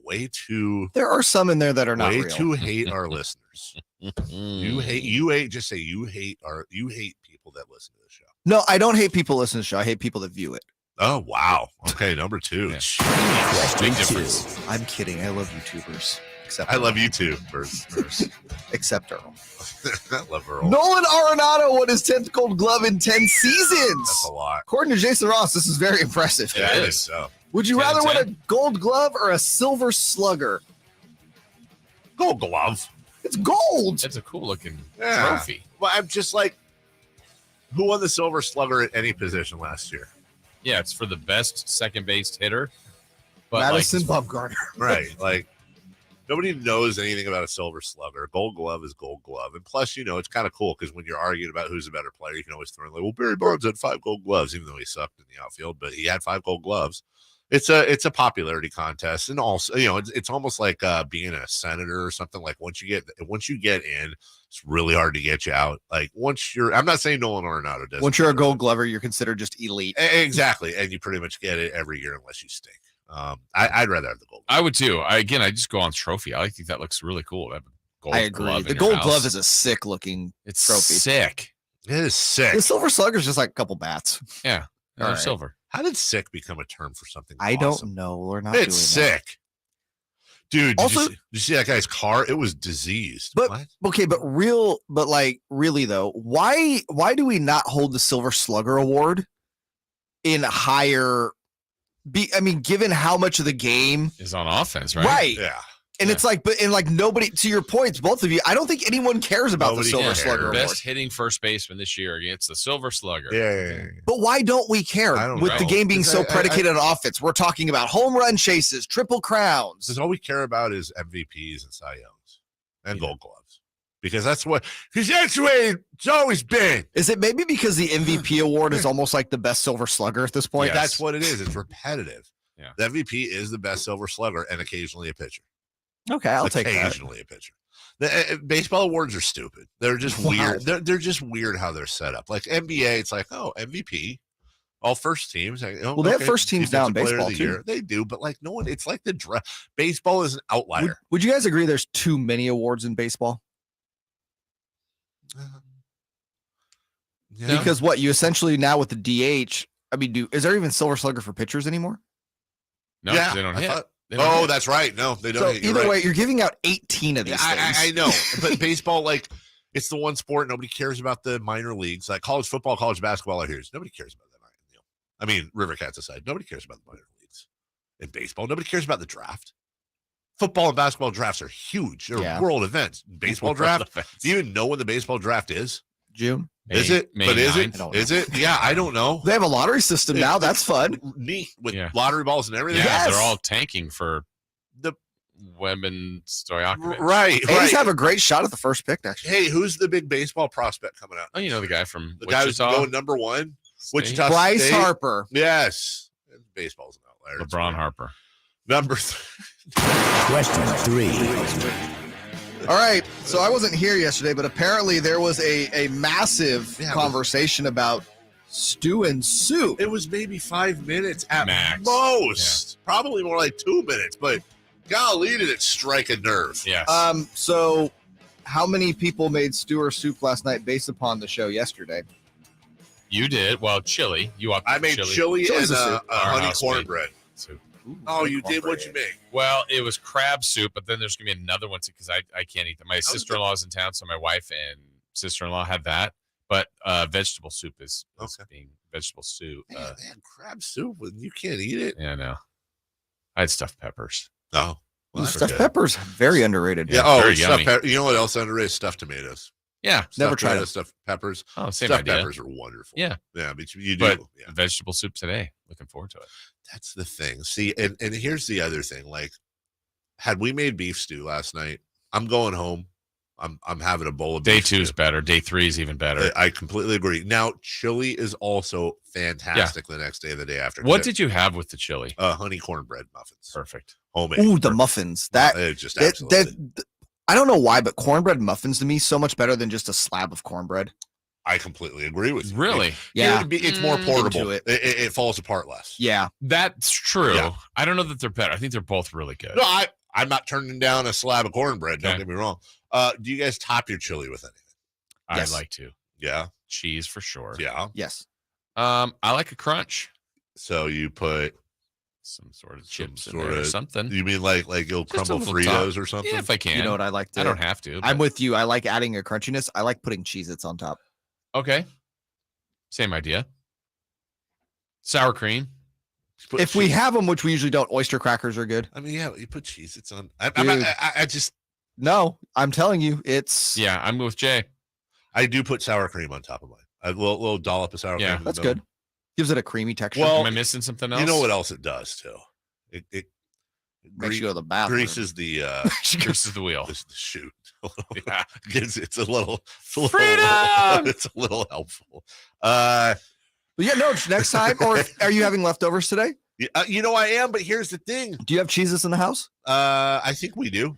Yeah, try it. Try a couple. You break them, Jay? No, I like to eat them whole. Okay. Which sounds weird out of context. But. It does. But I don't know that chili at 10 a.m. is as good as beef stew at 10 a.m. That's not what we're talking about, though. What I'm saying is try the Cheez-Its. And I will. But I don't think I'm going to be able to have chili till tonight.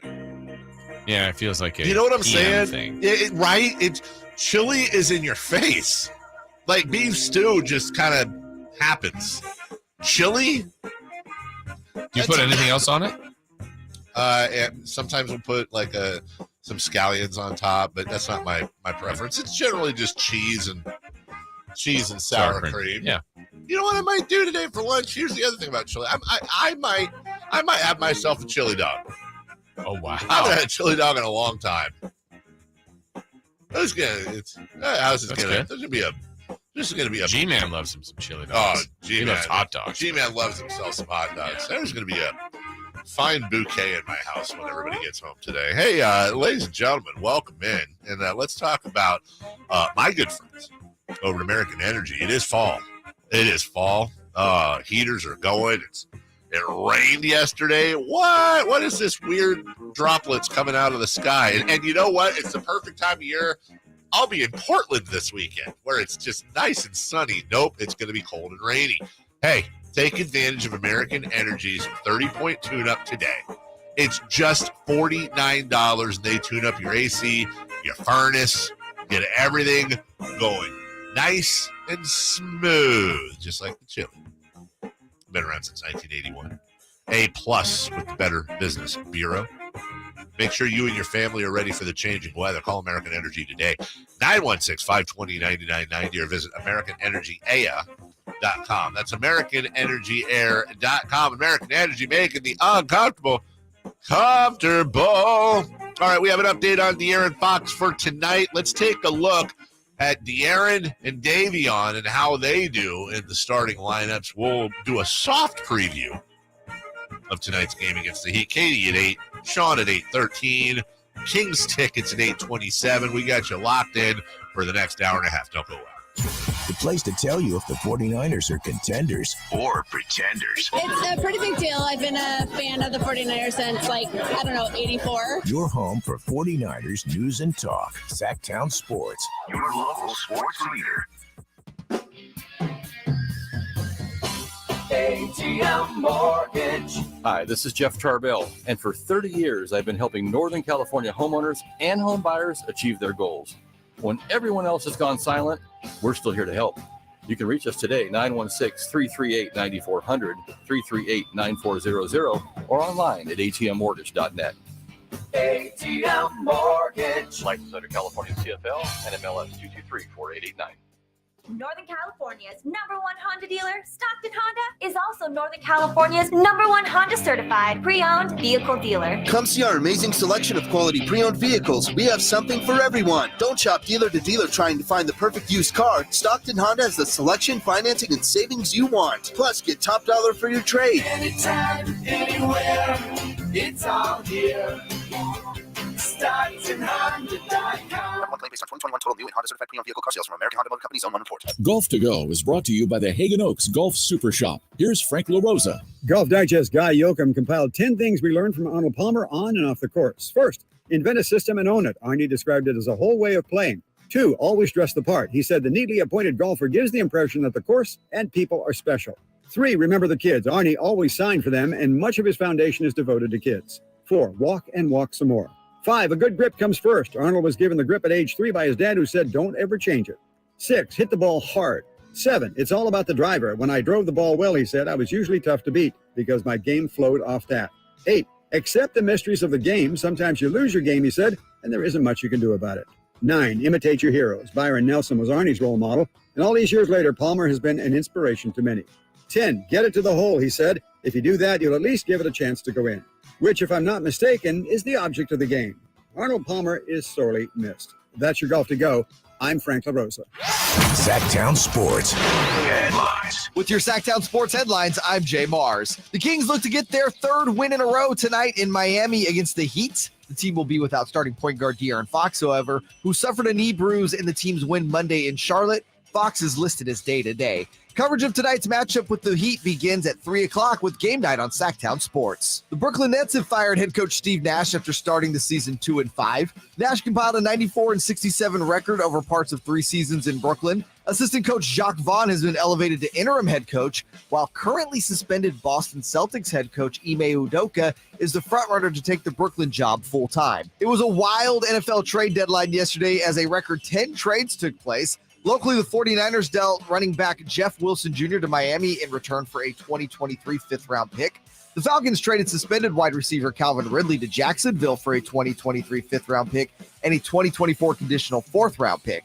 Miami dealt a first-round pick to Denver in exchange for linebacker Bradley Chubb. Other big moves included the Vikings acquiring TJ Hawkinson from the Lions. The Bears added wide receiver Chase Claypool from Pittsburgh. More deals happened, and you can read about them all at SactownSports.com. Kings color analyst Kayte Christensen joins the show today at 8 a.m., followed by former NFL quarterback Sean Salisbury at 8:13. Both of those guests come to you from the Folsom Lake Honda hotline. Folsom Lake Honda, your one-stop Honda shop. Those are your headlines. Back to the Carmichael Dave Show with Jason Ross. It's the Carmichael Dave Show with Jason Ross. The only local sports show in the morning. On Sactown Sports 1140. A bone bruise is a type of bone injury. Other examples of bone injuries like stress fractures and all that stuff, it's not it. A bone bruise is characterized by 3 different kinds of bone injuries, including subperiosteal hematoma, interosseous bruising, and subchondral lesion. Huh? Yeah, I don't know. I just think a lot of us don't. Maybe it's just me. Maybe everybody else knows what a bone bruise is but me. Here we go. This is in layman's terms, I think. Layperson's terms, Jason. When you think of a bruise, you probably picture a black and blue mark on your skin. That familiar discoloration is the result of blood leaking beneath the surface of your skin after you've injured a blood vessel. A bone contusion or bone bruise happens when you have a small injury on the surface of the bone itself. The discoloration appears as blood and other fluids build up. Not a fracture, but it could be the symptoms: stiffness, hey, swelling of the joint, hey, tenderness, Hey. And pain lasting longer than a usual bruise and trouble using that injured joint. We're talking about this. Including a bruise involving your knee can lead to a buildup of fluid on the knee, which can be painful because De'Aaron Fox has a bone bruise. Okay. We don't know anything other than that he has a bone bruise and he's out tonight. And, we're not going to speculate on how long he'll be out, other than to say we've seen bone bruises. A guy's out of game. We've seen bone bruises and somebody's out weeks. We just don't know. This will be the really. Yeah. Nice. Can't make it up. This will be the 69th time the Kings are playing without De'Aaron Fox. They're 29-39 without him. 29-39 without De'Aaron Fox. They were 11-10 in 2019 and 27-7 in 2021 and 8-15 without him last year. Now, Davion Mitchell has started 19 times in his career. In his career as a starter, he averages 18 points, 45% from the field, 33% from behind the arc, and just about 7.5 assists. He is 8-11 as a starter. Now, those numbers also, I assume, those do not include his last game, because he did not start, right? Which will make those numbers actually even better. Davion Mitchell is 8-11. What did you see De'Aaron Fox was? Or the team was without De'Aaron total? 29-39. 29-39. All right. And Davion, 8-11 as a starter. Now, let me just do some simple math here so I can start a narrative here for my girl Christina Werner at Fox 40. Davion Mitchell, the Kings have a better record when the Kings have a better record when Davion Mitchell starts and De'Aaron Fox doesn't. 1-800-920-1140. Are the Kings better without De'Aaron Fox? Go. 8-11 is not that stellar. It's really not. And there's other things that can happen too. There's other things. We don't know who was around them. We don't know what they were dealing with, and as far as personnel goes, opponents go, et cetera, et cetera. Please don't take those numbers out of context. Davion Mitchell, his opponents' combined record could be far, far worse than the ones when De'Aaron missed. And you see my point. Don't get all statistically weird. It's just, it is, those are the numbers. So no De'Aaron tonight. You would imagine that Davion will in fact get the start. And Terrence Davis, Matthew Dellavedova, they're going to have to step up. And then you're going to see probably more rotations there. Monk getting, everybody just kind of pushes up and does that thing. Yeah, and we talked about it earlier, Dave, as far as the bone bruise. No structural damage. That's good news. We hope it's just tonight. We don't know that. There's no certainty that he's back for Saturday. But really doing the research, what took me a little bit by surprise is the last 3 years, the amount of games De'Aaron's missed. Yeah. 21, 14, and 22. I mean, I don't think of him as missing that many games, but, one of those I remember, I think the 2021 was COVID at the end, and then they were out of it. I felt like he just kind of, not he, but maybe the team, like, well. Last year was weird. Yeah. I don't know what that was. We still don't know what that was. That's a lot of games. It was a lot of games for him to miss 22 games, of which Alvin Gentry, had said, hey, well, if it was the playoffs, he could be playing. And then he goes on to miss like 20 more games and then comes back the day after Halliburton's traded. That whole thing was weird. And I don't know if that was an organization thing or a De'Aaron thing or just coincidence. It was a no thing. Thing to watch tonight. The last time Domantas Sabonis played against the Miami Heat, he fouled out. Mm-hmm. Then he fouled out against Charlotte. Yes. Can he go for the trifecta? Oh, let's hope not. Because they're going to need him more tonight. Yes. And in that game where what was fortunate, I guess you could say, was that Bam Adebayo was in foul trouble. So, we saw Udonis Haslem playing. Yeah. That was not predicted by any means. So, anyway, playing without Fox, you hope it's just a one-night isolated thing. He's so important to what they do.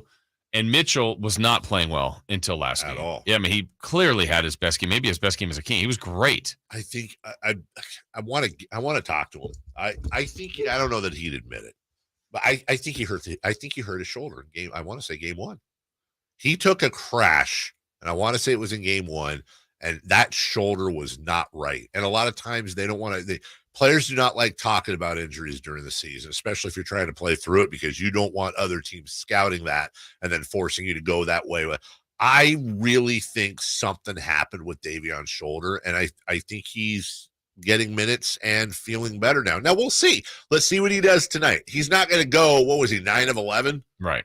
He's not going to go, I mean, I hope he does, but he's not going to go 9 of 11. But listen, if he can shoot 45% or better, good. Yeah. And he's going to be engaged on defense. What this team needs to figure out, and they're not the only team that this happens to, but if we go back to last year with Tyrese and Fox, and really what the organization's decision was to put the ball more in the hands of Tyrese Halliburton, which made a lot of sense. I mean, he's a guy that could distribute and do some good things. And I think they believed, hey, we'll get the best of Tyrese, but we'll also get the best of De'Aaron. Right. That didn't happen. Right. Tyrese moves on. We now see De'Aaron back into that primary ball handle, and he took off again. Right. I don't think it's a coincidence that Davion's best numbers are without Fox, and it's not an either or. Can it be a together thing? And they don't play together a ton now because Davion's more off the bench. Sure. But I feel like, is this just a situation where there's opportunity and he's a pro and he's getting minutes and he's going to produce, or is there more to it? Because I firmly believe, and this is pick your king over the Ray McCallum is the one I always think of when he played like the last 30 games of that one season was seemingly close to a triple-double every night, and then he's out of the league in like the next year. It's just because you give someone with talent 35 to 40 minutes, they're going to have numbers. Sure. Do they mean anything? Well, Davion Mitchell is a lottery pick. Mm-hmm. Won a championship in college. Not that that matters. So did Sean May. No offense to Sean May. I didn't mean to throw it straight in, but Sean May was the Final Four player of the year. Yeah. And my point is college doesn't always transfer to the NBA. But De'Aaron, in a sense, going off this year and the end of last year, I think is his way of trying to justify the faith that this franchise has put in him. Because let's be very honest, this is not De'Aaron's fault. This isn't a shot at De'Aaron. It's the franchise making these decisions. But in effect, Luka Doncic and Tyrese Halliburton are not Sacramento Kings because of the presence of De'Aaron Fox. Now, that's not De'Aaron's fault. He didn't make that call. But in Vlade's case, he didn't want Luka Doncic because he wanted the ball in De'Aaron's hands. All the crap about, we've gone over this ad nauseum, the crap about Luka's dad, and that was all garbage. He didn't want the ball out of De'Aaron's hands, and he wanted a big counterpart to De'Aaron. That's why he drafted Bagley. The logic was sound. If you ignored, talent and scouting, the logic was sound. Tyrese Halliburton wasn't going to work out with the two of them. Somebody had to go. The organization chose to trade Tyrese Halliburton. Davion Mitchell is not Luka Doncic or Tyrese Halliburton, I believe. I feel like I'm safe in saying he's not Luka Doncic. Yes. He's probably not Tyrese Halliburton in a sense, but I don't know. Could Davion Mitchell be a 20-10 guy with all first-team defense? I think that's would you agree with me, Jason, that not a realistic, but would you say 20, 10, and first-team all-defense is a not likely a more than a tiny possible ceiling for Davion Mitchell? Well, you have the stats. In 19 career starts, 18-7. Right. So, I mean, he's getting a start. Away. He's getting opportunities, and that was in his rookie year. No, it's not that far away. And if Davion Mitchell were to be in the neighborhood of 20 points, in the neighborhood of 10 assists, and play first team or even second team caliber all-team defense, incredible. He's the best point guard on the team. If you told me that's what he was going to do, he's the best point guard. He's the best point guard on the team. I'll say it a third time. And that's a big if. I'm creating a false narrative here. If he were to be able to do that. So but hasn't shown that enough. Now, this is a smaller sample size. He did great in that role. Right. But you also want more out of him in a lesser role. And I think that's the part that's been missing. And he gets Kyle Lowry again tonight. Yeah. And Kyle Lowry is a crafty veteran. It'll be very interesting to see. Davion Mitchell's play. Sabonis' foul trouble. Those are two big storylines going into tonight. Can they sweep the Heat? What do they have to do? What are we going to expect? And, oh, by the way, their game last night, too. We'll take a break. We'll come back right after this. You want the inside scoop on the Sacramento Kings? Cattles and Rami are giving it to you. Tune in every Thursday at 4 p.m. for an exclusive interview with a member of the Kings coaching staff. You know, when you're talking about Foxy, we're going to utilize his speed. We're going to make sure the floor is spaced so he can get to the paint. Keegan has a potential, and we have no doubt in our minds that he'll be a huge part of our winning in the future. From your local sports leader. Sactown Sports. Hey there, Jason Ross here for ACR Solar and Roofing, ACR Home Services. I feel like they need a song. I'm going to put J Mars on it. I think he might have one here. They were going to come up with one. ACR Solar has been incredible. They've been so great for us, and I know they could be the same for you. We are in need of a new home or of a new roof for our home, and that's the company that landed with us because we met with a couple of roofing companies, and everybody does this job, and it's who connects with you. What's the best pairing as far as relationships, trust, work, quality, and that's where when we talked to ACR, it just felt right. And then the follow through, that's the next step. So you pick them to put on the new roof in your house. So now what's it going to look like? Well, the communication was top notch with them, and they were instrumental in everything that we've done and very helpful. Oh, is that the song? Okay, here we go. I was wondering where that was coming from. So they've been awesome. And the point being, now that we had rain yesterday, took a video outside of our house, said, look, it's raining. And I'm not even stressed because no worries with the brand new roof. It looks great. We don't have to worry about any potential leaks. We're in great position. So if you're in that spot where you need a new roof for your house, I encourage you to check out ACR Solar and Roofing, ACR Home Services, but go to the website at acrsolar.com. Folsom Lake Honda is your one-stop Honda shop. We make buying a new Honda easy and stress-free. Pre-order online or in person today. We'll be there to help you every step of the way. Get an instant cash offer for your trade at FolsomLakeHonda.com. We'll buy your car whether you buy from us or not. When you take the time to shop at Folsom Lake Honda, there's one thing you'll always find. Happy people ready to serve you. Folsom Lake Honda, your one-stop Honda shop. Folsom Lake Honda, yeah, your one-stop Honda shop. I think the dining room table is one of the most important pieces of furniture in a home. Hi, this is Frank LaRosa for Naturewood Home Furnishings. The dining room is not only where families share meals prepared with love for relatives and guests, but also where the warm conversations remind us why those around our table are so important to us. Right now, Naturewood Home Furnishings is offering more than 150 new dining tables during their in-stock dining sale. All dining room furniture is on sale, including tables, chairs, hutches, and buffets. You can choose from casual to formal and in between. Visit Naturewood Home Furnishings so when that doorbell rings and your company is waiting, you can be proud to seat them around your new dining room with the distinctive pieces of furniture that you'll love for their individuality today and you'll treasure for memories you'll have for tomorrow. Naturewood Home Furnishings off Highway 50 at Hazel. Look for the water wheel. I'm Craig Ashton of the Injury Law Firm of Ashton & Price. Whether you've been injured on a bicycle, as a pedestrian in a slip and fall, auto, Uber, Lyft, or big rig accident, you need Ashton & Price in your corner. When you call Ashton & Price, there's no chatbot telling you to hit 3 for accounting. You're greeted by a real-life person who will immediately transfer you to an experienced attorney. The consultation's free, and there's never a fee until you win. Remember, for the best advice, don't think twice. Call Ashton & Price. It's pro time because at Lowe's, it's Provember. Save big with inventory you can count on, like Flex products or DeWalt power tools starting at just $99. Plus, Lowe's MVPs members earn up to 3 times bonus points per dollar on select items. Save all Provember long.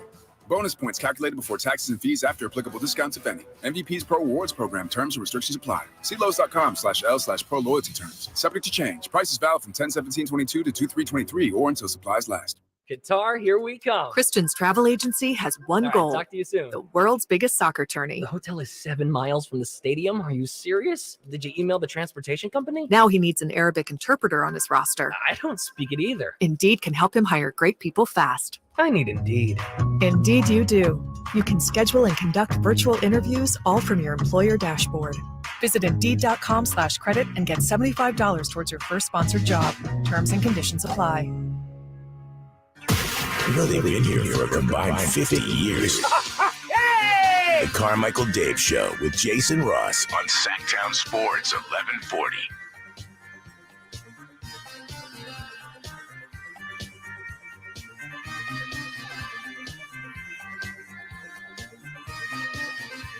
I'm sad. I just realized. What's that? No Niners this weekend. A bye week. They need it, though. They do. I'm happy about that. They get ready for the run after that. Oh, like to run. Yeah, they'll be back. They'll be back the following week. From the 916, you can always text us at 916-339-1140. I think one thing to mention and pay attention to in tonight's game is the ball movement. With De'Aaron Fox out of the lineup, there is more flow, a lot more passing, and less standing. I don't know if that's necessarily true, but it is something to watch. Listen, I will tell you this: De'Aaron Fox versus Davion Mitchell in the starting lineup, it's different. It's going to be a different. You can't just plug and play. Davion Mitchell's not De'Aaron Fox, and De'Aaron Fox isn't necessarily Davion Mitchell. I will tell you this: I think De'Aaron Fox could mimic Davion Mitchell more than Davion Mitchell could mimic De'Aaron Fox. Right. He just does not have this right now. He does not have that scoring ability. You're just going to need Davion to do enough to keep the Heat honest. You're going to need his defense, obviously. And then you're going to need guys like, Kevin Huerter needs to continue to step up. He's been fantastic. I mean, let's remember Fox played 9 minutes and the first half was awful. He was part of it. 3 turnovers in 9 minutes. He was awful. The team was awful. Yes. Davion's season high was 7 points. Yeah. So if he has what he's been doing, they don't win the other night. No, he had to play better. He did play better. Kevin Huerter had to have a good game. He did. So, it doesn't have to be those two guys tonight. It would be helpful if it was, but Sabonis would be great if he stayed out of foul trouble and he had a great game going against the Heat the last time on Saturday before he had foul trouble. So Keegan Murray played really well against the Heat, had one of his worst games. And again, we keep saying worse, but he was fine. I mean, it wasn't, it was 5 of 15. Yeah. That's unheard. I think I got to go back and look, but I'm trying to think, is that as many shots as he'd missed in his first 3? Yeah. It's right around that. I think 10 so. shots. Yeah. Yeah. So again, collective is what it's going to take. Yeah. And then just what's different, what will be done differently from Miami. I'm sure they're going to have a better first half approach because it felt like they woke up at halftime at Golden One Center. Right. They did play last night. I know Tyler Hero left the game, got poked in the eye, but it sounds like he's going to be okay. But just a couple things to watch for tonight. I think it'll be interesting. As a matter of fact, I wonder if they're going to have Huerter checking Lowry and Davion checking Hero if Hero does play. Well, and remember that part. You said yes. Your favorite De'Aaron game was basically was like, give me Tyler Hero. That's right. Well, he can't do that tonight. No, it's going to have to be Davion. Davion's going to have to step up. And I would imagine if I'm Mike Brown, I mean, it's 6'5" to 6 foot, but I'd rather have him on Hero if he can. I don't think that I've seen Davion guard guys 3, 4, 5 inches taller than him. That's not an issue. And mostly it's just going to be taking Hero out of this, slowing him down as much as you can from flying all over the offensive end. But yeah, Sabonis 18, 7, and 3 in 23 minutes before fouling out against Miami. Huerter had 27 that night, including 7 threes. You can't expect that, or maybe you can, out of Kevin Huerter every night, but they're just going to need a collective step up. And if we're correct that Davion's moving into the starting lineup, who to you is the guy off the bench that you would predict? If we come in tomorrow, we're talking about a Kings win. Who stepped up? Monk or Terrence Davis. Okay. I mean, those are the two guys that have the ability to get 15, 18 points. Holmes will be helpful, but I think your scores now become those two guys. Can I throw in it because I think he has played really well off the bench? Oh, you might be taking my guy. Quite showed up in the box scores. Trey Lyles. Yeah, that's what I was going to say. I don't disagree with you, Jason, at all. In fact, I kind of hope it's Monk, just because I'd like to see more out of him. But Trey Lyles has very quietly been doing a ton with his minutes. And against Miami in just 18 minutes, he had 10 points and 5 boards, a steal, a block. It was 4-7, 2 of 4 from behind the arc. He's given it, and honestly, I've never really been the biggest Trey Lyles fan. Not that I have ever disliked him, just I don't know, he's just kind of there, like jury duty. Yeah. But he's really kind of kind of stepped up. Yeah. So they're like jury duty. Yeah, it's just kind of like, okay, well, he clocked in, he got his minutes, and he clocked out. And you look up, and he played 10 minutes and had 3 points, a turnover, and 2 rebounds. All right, well, I mean, he did stuff, but did he make a difference? I think he's been making a difference lately. And are we going to see, even though, listen, he doesn't play the position, but are we going to see Casey Okpala? I'm fascinated by Casey Okpala. Yeah. Well, and I can't remember. Did Jimmy Butler have like 11 or 13, 14, some really low number? He had a season low in the game, and he's still, to me, their best player when they played just on Saturday. Yeah. So if you can control him, that would be big. Can I just tell you that in the 2 games Casey Okpala started, he played a combined 34 minutes. Mm-hmm. And since then, and what have the Kings played? 6 games? 6 total, yeah, 2 and 4. Okay, so since those first 2 games where he started, in 4 games, he's played 5 minutes. He played 4 against Golden State, 1 against Memphis. Has not played since. I don't know that. I'm sure there's examples. I don't know that I've ever seen somebody go from opening day starter. And granted, the Keegan thing was weird, and Keegan probably but you're still good enough to, in the coach's mind, to start. And you get 2 starts, which you are playing bench minutes. I love when you pointed out the Golden State thing. He played 4 minutes, and in those 4 minutes, shut Steph Curry out. And then didn't Steph Wade have like 28 at the half or something stupid? All of them after that. Now, again, he gets credit for some of that. Whether I don't even know if he took many field goal attempts. Maybe there was 1 at all, but still, he goes out of the game. And if the reason he's starting is for defense, why wouldn't he play anymore? I don't understand that. I don't either. Now, I mean, granted, it's been he is a let's see, on the season he is 1 of 5. But that I'm not going to hang my hat on that, but it's just a weird thing. 23 years old, out of Stanford, in the offseason, a lot of folks really said, hey, listen, this is an under-the-radar acquisition. I'm not in any way advocating for Casey Okpala to get 30 minutes a night. And I also, by the way, I also don't want to do the thing where we're like, God, Mike's rotations, geez, stop playing 19 people. And then like, why aren't you playing Casey?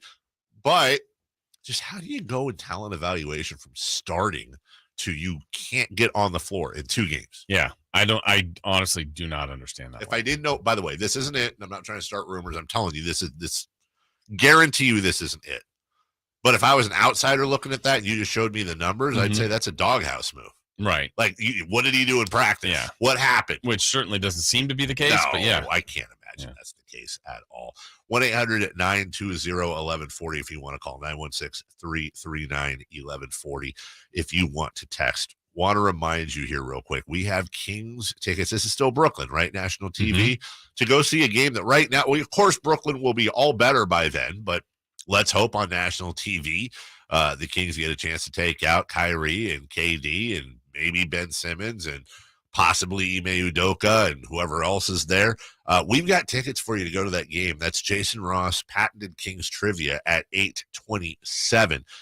Sean Salisbury, who normally joins us on Tuesdays, he's going to join us today at 8:13 because he had a commitment yesterday he couldn't get out of. And Kayte Christensen, live from Miami. What happened on the yacht last night? Was it fun? Was there bonding and more? We'll get her thoughts on the road trip so far and tonight's game, and we'll do that in just 2 minutes.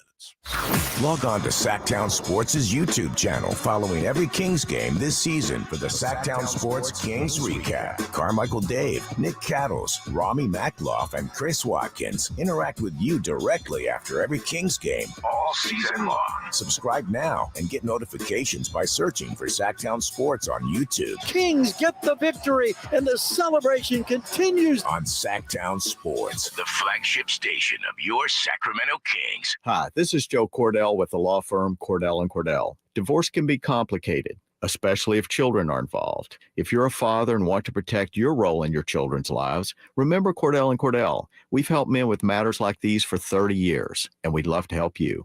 Contact Cordell & Cordell to schedule an appointment with one of our firm's Sacramento area attorneys, a partner men can count on. 500 Capitol Mall, Suite 2060, Sacramento, California, 95814. Online at CordellCordell.com. Servicing your vehicle has never been so easy at Northern California's #1 Honda dealer, Stockton Honda. Schedule your next service appointment anytime, anywhere at StocktonHonda.com. It only takes a minute to schedule, and our award-winning service team will have you back on the road in no time. Oil changes, tires, parts, and more. Anytime, anywhere, it's all here. StocktonHonda.com. Power Business Technology is proud to be 100% independent, locally owned, and managed Toshiba copier dealer. Local ownership cuts out the red tape, allowing ourselves to never be too busy to personally answer the call when our clients need us. Recognized for excellence in service execution, training, and customer service, we're proud to be named a 2022 Toshiba ProMasters Elite Dealer. Contact us today for all of your business printing needs at 844-POWER-BZ. That's 844-769-3729, or visit us at PowerCopier.com. Folks, there's been some fumbles on the way to the big game, but he's been getting some help to get it done tonight. Here's the throw. And he's off to the races. He might go all the way. He's at the 30, the 20, the 10, touchdown. He did it, folks. He did it. Regain and optimize your sexual performance, drug-free and surgery-free. The Gainswave treatment will help you get that bedroom touchdown. See what Dr. Dan Botha and his team at Gainswave can do for you. Visit GainswaveCalgary.ca. There's a place where actions speak louder. Jackpots echo throughout. And the thrill of it all is thunderous. Thunder Valley Casino Resort, where more than 3,000 slots, 100 table games, all new bingo and poker rooms blend with award-winning dining. And AAA 4-Diamond Luxury. Winning big makes a sound all its own. Thunder Valley Casino Resort. Live out loud. Gambling problem? Call 800-522-4700. Capital City Honda has a great selection of certified pre-owned vehicles. Right now, get 0.99% APR for 24 to 36 months on certified Civics and CR-Vs. Plus, new Hondas arriving daily with no dealer markup. We're the Tire Center, your place to buy your next set of tires. From 24-month tire road hazard coverage to 15-mile complimentary towing. At Cap City Freeway by the Hagen Oaks Golf Complex. CapCityHonda.com. Please loyalty for current owners of any 2012 or newer Honda goes toward cap cost or down payment assistance. With approved credit, $42.94 for $1,000 finance. Down payment varies based on credit rating plus TTNL. See dealer for details. It may not feel like it all the time, but fall is officially here. The weather may be a little uncomfortable right now. 1 minute it's cool and rainy. The next day it's warm and sunny. Get it. But what can make you comfortable inside is knowing your AC or furnace will be working properly and efficiently for whatever temp it is outside. Take advantage of American Energy's $49 AC or furnace 30-point tune-up today. Make sure you and your family are ready for the changing weather. Call American Energy today, 916-520-9990 or AmericanEnergyAir.com. American Energy, making the uncomfortable comfortable. KHTK AM and HD1 Sacramento, KYMX HD2 Sacramento, the flagship station of your Sacramento Kings. It's Sactown Sports 1140. Sactown Sports headlines. With your Sactown Sports headlines, I'm Jay Mars. The Kings look to get their third win in a row tonight in Miami against the Heat. The team will be without starting point guard De'Aaron Fox, however, who suffered a knee bruise in the team's win Monday in Charlotte. Fox is listed as day-to-day. Coverage of tonight's matchup with the Heat begins at 3 o'clock with Game Night on Sactown Sports. The Brooklyn Nets have fired head coach Steve Nash after starting the season 2-5. Nash compiled a 94-67 record over parts of 3 seasons in Brooklyn. Assistant coach Jacques Vaughn has been elevated to interim head coach, while currently suspended Boston Celtics head coach Ime Udoka is the frontrunner to take the Brooklyn job full-time. It was a wild NFL trade deadline yesterday as a record 10 trades took place. Locally, the 49ers dealt running back Jeff Wilson Jr. to Miami in return for a 2023 fifth-round pick. The Falcons traded suspended wide receiver Calvin Ridley to Jacksonville for a 2023 fifth-round pick and a 2024 conditional fourth-round pick. Miami dealt a first-round pick to Denver in exchange for linebacker Bradley Chubb. Other big moves included the Vikings acquiring TJ Hawkinson from the Lions. The Bears added wide receiver Chase Claypool from Pittsburgh. More deals happened, and you can read about them all at SactownSports.com. Those are your headlines. Back to the Carmichael Dave Show with Jason Ross. It's the Carmichael Dave Show. He's on the microphone. When he's not on the microphone, he's playing a song. And when he's not playing a song, he's on the microphone. And then with Jason Ross. Jay, hey, I had sex. Text or call the show at 916-339-1140. It's the Carmichael Dave Show with Jason Ross on Sactown Sports 1140.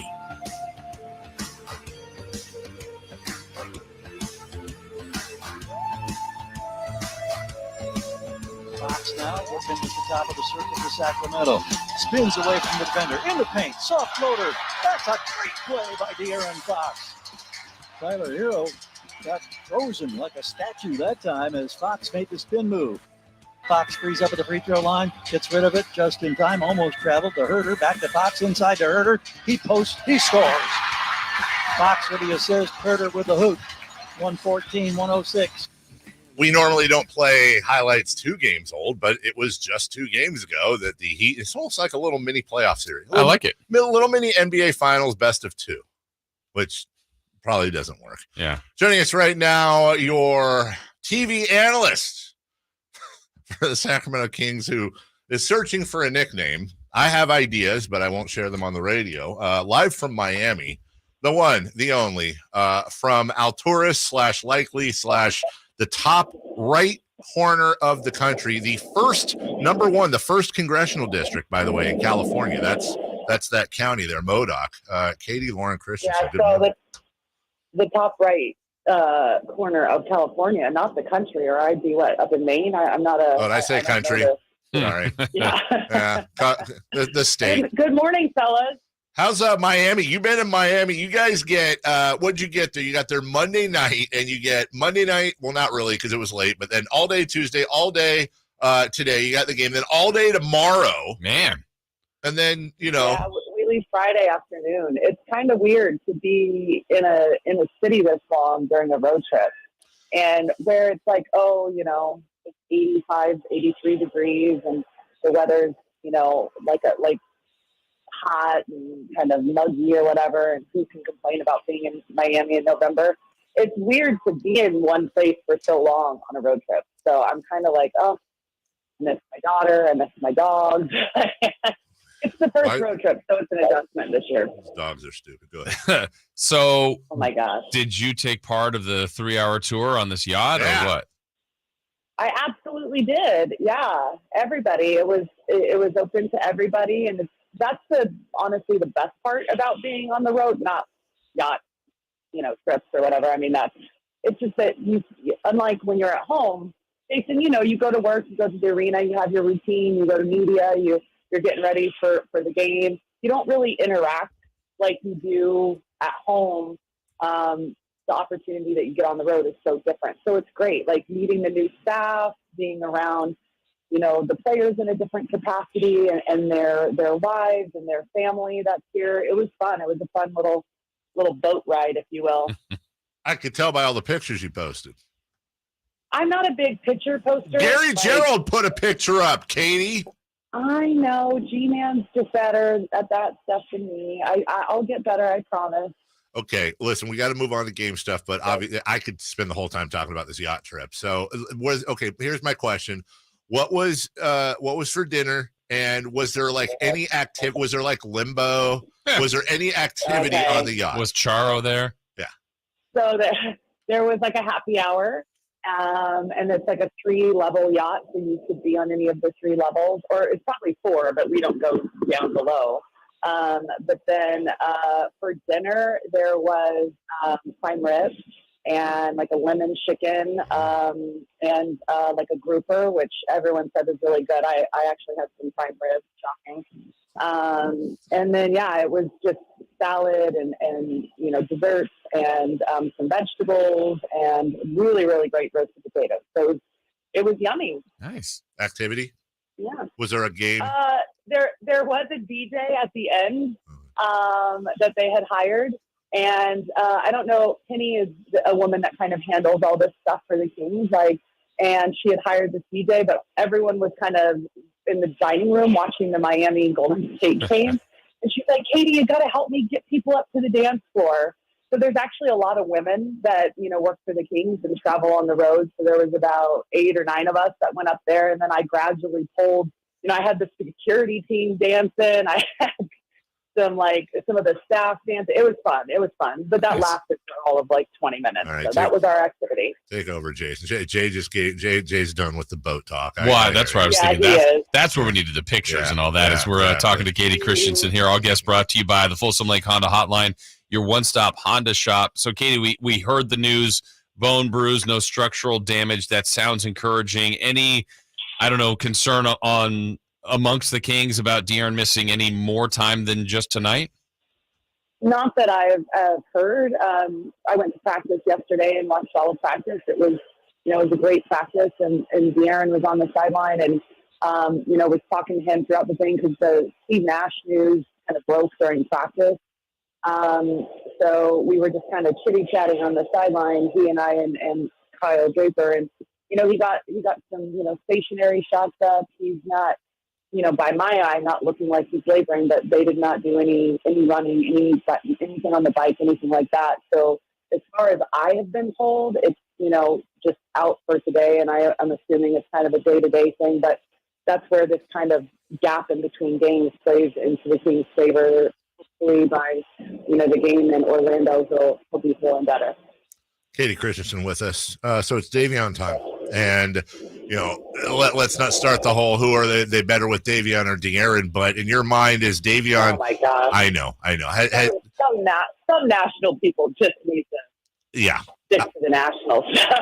has Davion in your mind? He's had a rough start. Well, let me ask you this, Kayte. Is it just me? Because I'm not hearing this anywhere else, which usually means it's just me and I'm weird. I think it was game one. Davion Mitchell got crashed into. I think he hit the floor, and he was holding his shoulder. And I had this theory that Davion was actually hurt, and as well as anyone, players don't like to talk about their injuries during the season. But have you noticed anything? And in your mind, is it possible he's been nursing that injury? He's just better now?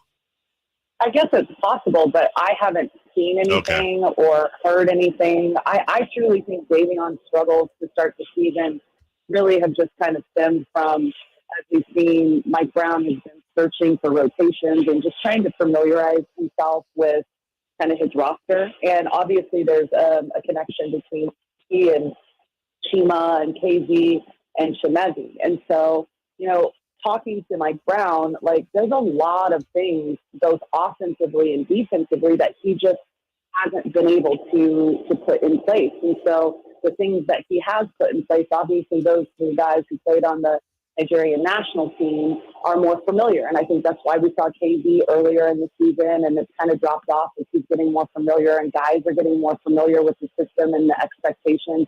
But for me, Davion, it's just a matter of Mike nailing down his rotations and feeling comfortable with guys in certain situations.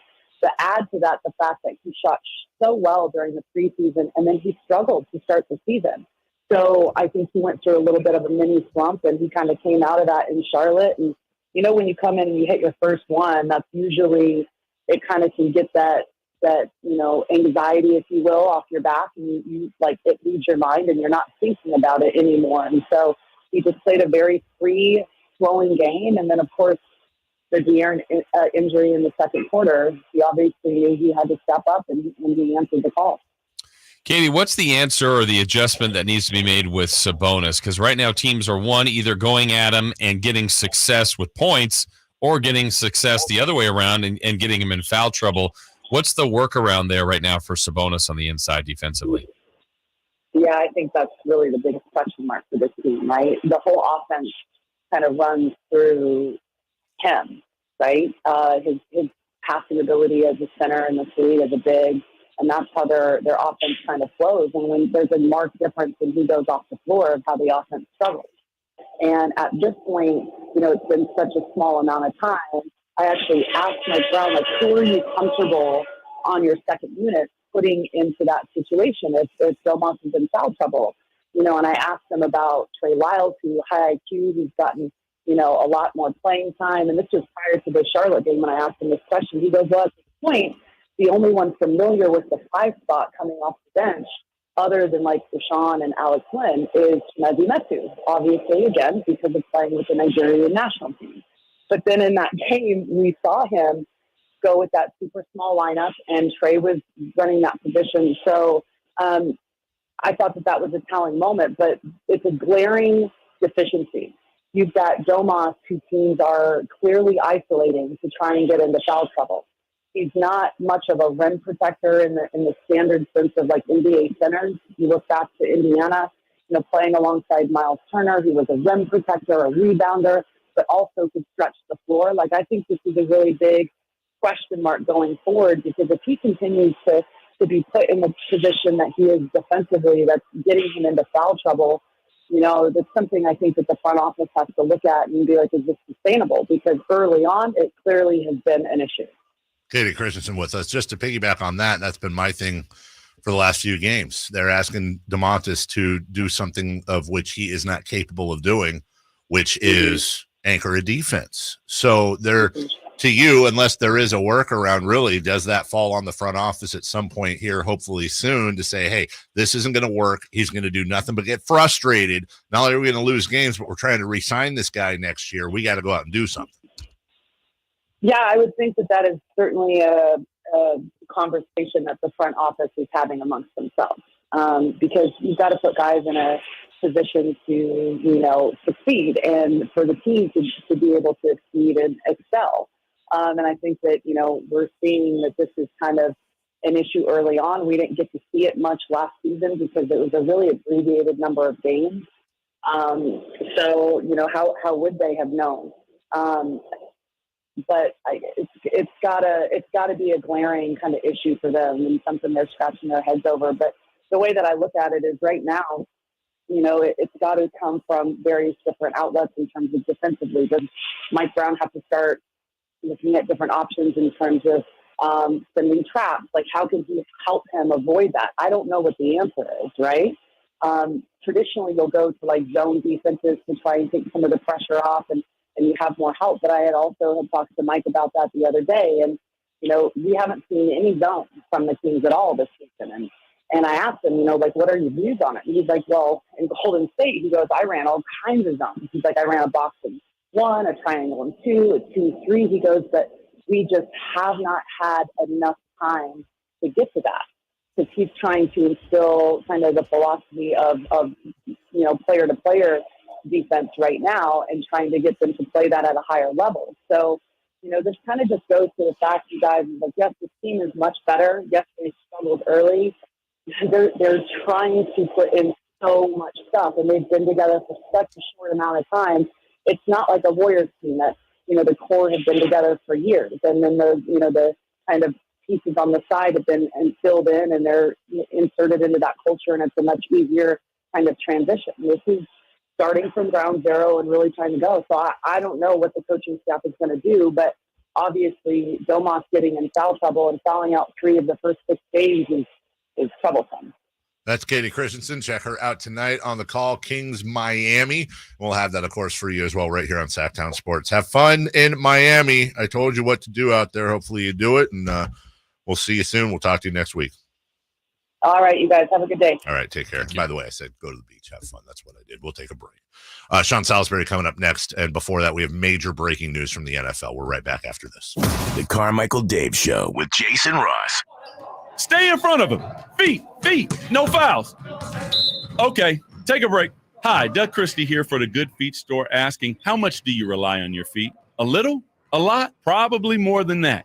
If you're like most people, you know that when your feet are hurting, your life kind of stinks. There are lots of treatment options that promise relief, but will disappoint. The Good Feet store makes over 300 styles, sizes, and flexibilities of arch supports. Why so many? Because to get serious pain relief, you need a precise fit that's matched to your foot, gait, and lifestyle. To make sure you get the pain-relieving pair that's just right for you, Good Feet has an arch support specialist at every Good Feet location to give customers a free personalized arch support fitting and test walk. Experience for yourself the unmatched comfort, balance, and support of Good Feet arch supports. The Good Feet store in Sacramento, Roseville, Stockton, and Modesto. Online at goodfeet.com.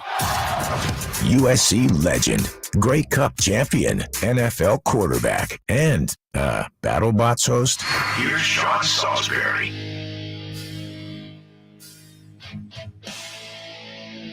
All right, we have major breaking news out of the National Football League, and what better timing than now to bring Sean Salisbury on. The Dan and Tanya Snyder have put out a statement. They've hired Bank of America. It says here to consider personal transactions, which guess what? They also consider my personal transactions.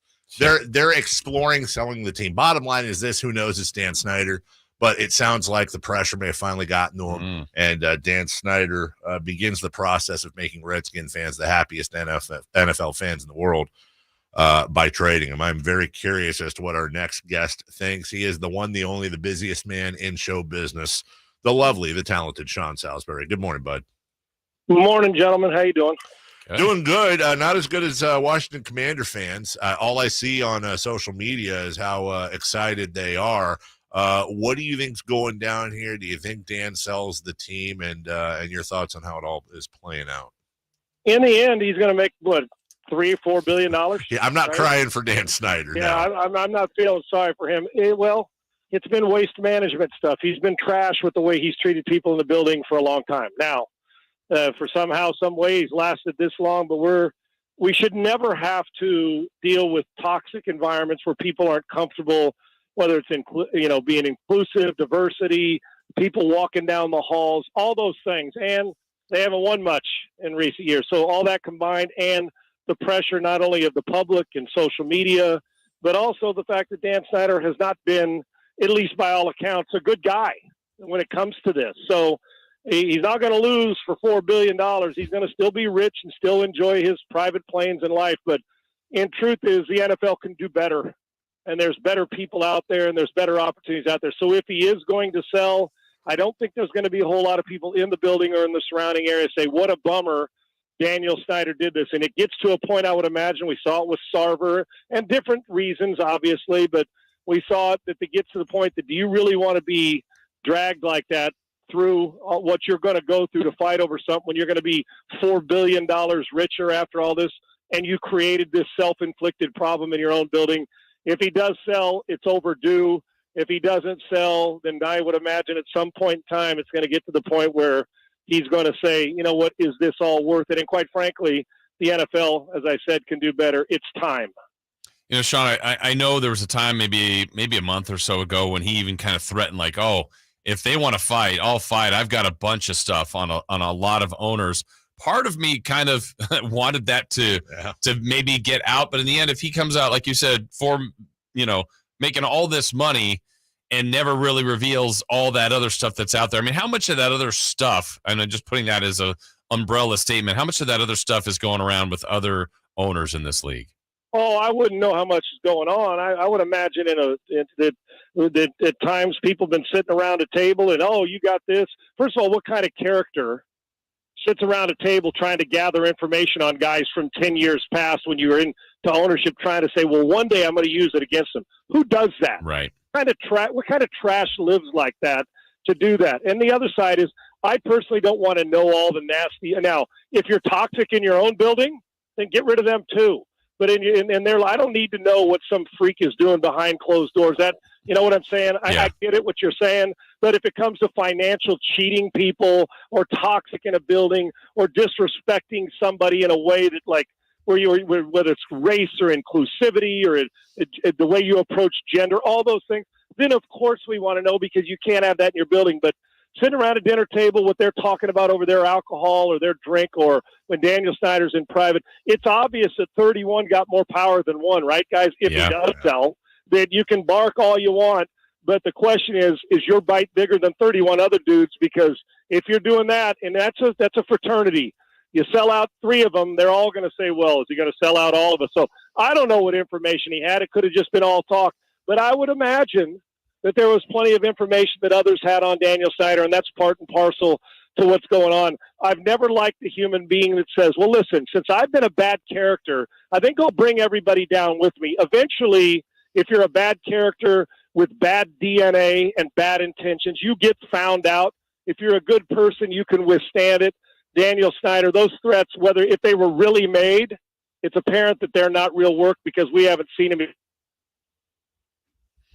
Oh, we go from talking about Dan Snyder and selling football teams to... They may not want getting out, yeah. Well, I'm sorry, Sean. You cut out, and I thought I didn't... Sorry. That's okay. I thought you cut out, so I thought you were... I apologize for interrupting. We're talking to Sean Salisbury, and so that's the Commanders. Talk to me about my 49ers. Last week, it was they suck. They've lost 2 in a row. They're terrible. What the heck? They can't get better. Injury-wise, and now it's, oh my God, Christian McCaffrey is basically if Jim Brown and Barry Sanders had a baby. That's my thing, and it's such a roller coaster season. Obviously, injuries are a huge factor, but when you look at this team, do you still consider them a Super Bowl, a serious Super Bowl contender?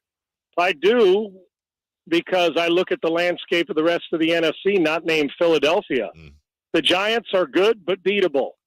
Seattle's been a great surprise, but beatable, and both probably got the coach of the year. The Rams, the Packers, and the Tampa Bay Buccaneers are going to have to fight and scratch to even sniff January, with Tampa having the best advantage. Why? Because Tampa's in a weak-ass division. So you look around the landscape and say, okay, who's the best team in the West? If for my money, they completely run roughshod over the Rams to the 49ers. Yeah. And Seattle's good, but if you had a one-game elimination to get to the playoffs, who are you picking? I'm picking a healthy 49ers team. I think they're going to win the division. I love what Seattle's done. I'm not a big Rams guy, and I think the Arizona to me is neither here nor there. I don't think they have any idea what they want to do identity-wise either. But I love it. McCaffrey comes in, no Deebo Samuel. Look at what Kyle Shanahan did to get him going. Look at the effect it had on Jimmy. Was efficient, completion percentage, missed the throw, but made some big throws, the fade route and the wheel route up in the end zone to McCaffrey. I loved it. Now when you get Deebo out and back on the field and you're trying to game plan against the 49ers, that type of execution, and now they got to control the interior, the line of scrimmage defensively, and the offensive line is going to have to keep people away from Jimmy. But it's another step closer to they close the gap to Philadelphia. Now, I'm not even sure they're the second best team or the third best team right now, but I do believe they're going to win this division. And if they get healthy, and I know it's a big if regularly, but Kyle's never had better weapons. Deebo, McCaffrey, Ayuk, Kittle. I mean, they're fairly loaded. Now can Jimmy make that throw in a single elimination game where a guy is open and you don't miss a throw by 2 feet? Last week it looked good. I like the 49ers. I still think the Eagles, the Cowboys, and the Vikings are better. But the 49ers, we've seen this movie before. I think they win the division. And we're talking with Sean Salisbury, all guests brought to you by the Folsom Lake Honda Hotline, your one-stop Honda shop. Sean, 2 teams you brought up, but basically because they aren't in the mix right now. One, you said Tampa Bay in their poor division, and Green Bay. And we're talking about Rodgers and Brady here. Why are those two individually subpar? I mean, maybe they don't have the rosters around them. Maybe they do. Why do you see struggles going on right now with Brady and Rodgers? Well, Brady, I mean, here's the crazy thing about it. Think about a high bar. Brady's leading the league in passing yards, leading the NFL in passing yards, and he's 45 and the struggle. I'll tell you what it is, but you are exactly right. We want to put it on everybody else because of the Lifetime Achievement Award for both. I get it. But first off, I don't know about you guys. Normally, for instance, Green Bay, normally when they're going bad, if they have in the past, it's like the cat swallowing the canary. Rodgers always felt to me like he knew something the rest of us didn't. Yeah, I'm good. I'm still getting you 13 wins. Well, look at, and I'm not a big body language guy all the time. It can be misleading, but that confidence that I always see to me looks more like frustration and I don't know how I can overcome this. That's the way I feel. And the constant every week, it's, the evaluation of players and why we're not doing it. I don't think they can fix it. Even if they win 1 or 2 in a row, which they will because he's a great player. I don't think they're that good, and I'm shocked offensively. They again didn't go do anything. I don't think. Listen, Giants, 49ers, Buccaneers, somebody in that division. You take a look at the Eagles, Cowboys, and Giants, as I mentioned. Listen. They're going to struggle to be the 7th team unless they get on a 10-game run, and nothing tells me they can win 10 in a row or 9 in a row or 8 in a row. With Tampa, listen, they're going to put up a lot of yards. I feel like they're a little slow right now. I do. Defensively, they'll go. At some point, I would imagine Brady and Rodgers win 3 or 4 in a row. Neither one of them look like a February threat to me, which is shocking. It is.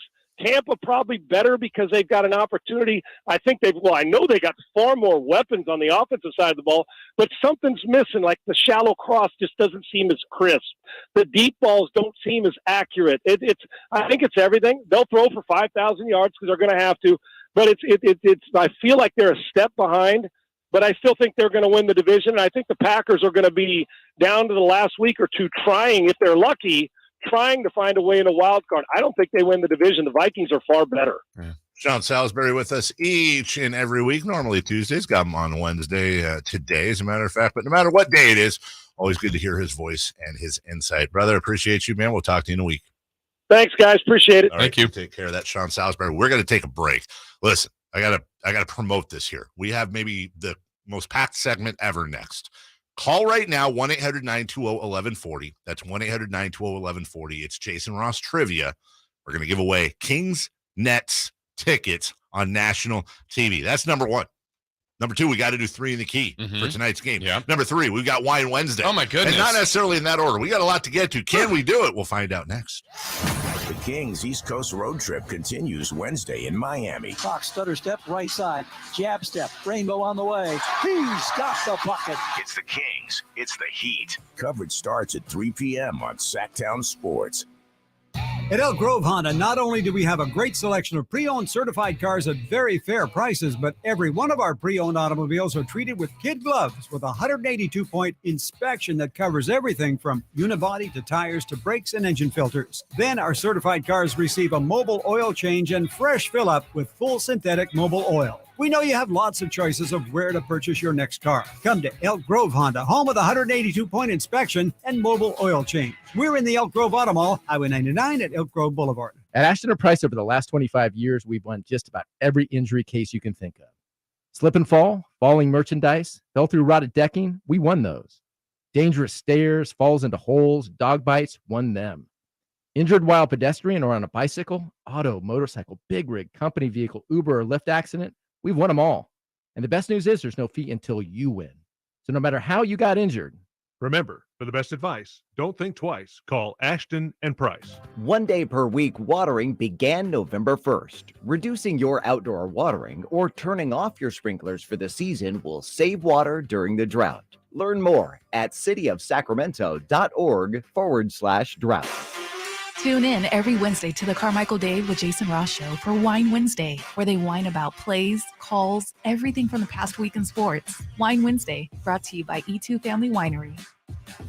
Hey, it's Carmichael Dave here for Capital Casino. The primetime football giveaway, it's back. They're giving away a total of $500 for every Sunday, Monday, and Thursday night primetime game, conveniently located at 411 North 16th Street in downtown Sacramento, with plenty of well-lit parking and some of the best food in a friendly environment. For more information on tournaments and gaming, please log on to capital-casino.com, and please gamble responsibly. As always, 1-800-GAMBLER. After 11 years on KHTK and a 6-year hiatus, Talkin' Money with Jeff Tarbell returns Saturdays, 10 a.m., right here on Sactown Sports. Talkin' Money! Why wait to save? Dell Technologies Black Friday event arrives early with select deals on top tech to power business productivity. The savings start now with up to 48% off performance business PCs powered by 12th Gen Intel Core processors. Don't forget special pricing on the latest monitors, docks, and accessories, including free shipping on everything. Call a Dell Technologies advisor at 877-ASK-DELL for Black Friday deals. That's 877-ASK-DELL.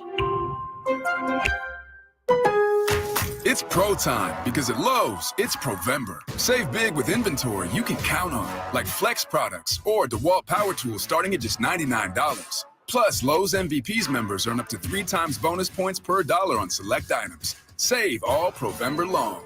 Bonus points calculated before taxes and fees after applicable discounts, if any. MVP's Pro Rewards Program. Terms and restrictions apply. See Lowe's.com/L/Pro Loyalty Terms. Subject to change. Prices valid from 10/17/22 to 2/3/23 or until supplies last. Qatar, here we come. Christian's travel agency has one goal. Talk to you soon. The world's biggest soccer tourney. The hotel is 7 miles from the stadium. Are you serious? Did you email the transportation company? Now he needs an Arabic interpreter on his roster. I don't speak it either. Indeed can help him hire great people fast. I need Indeed.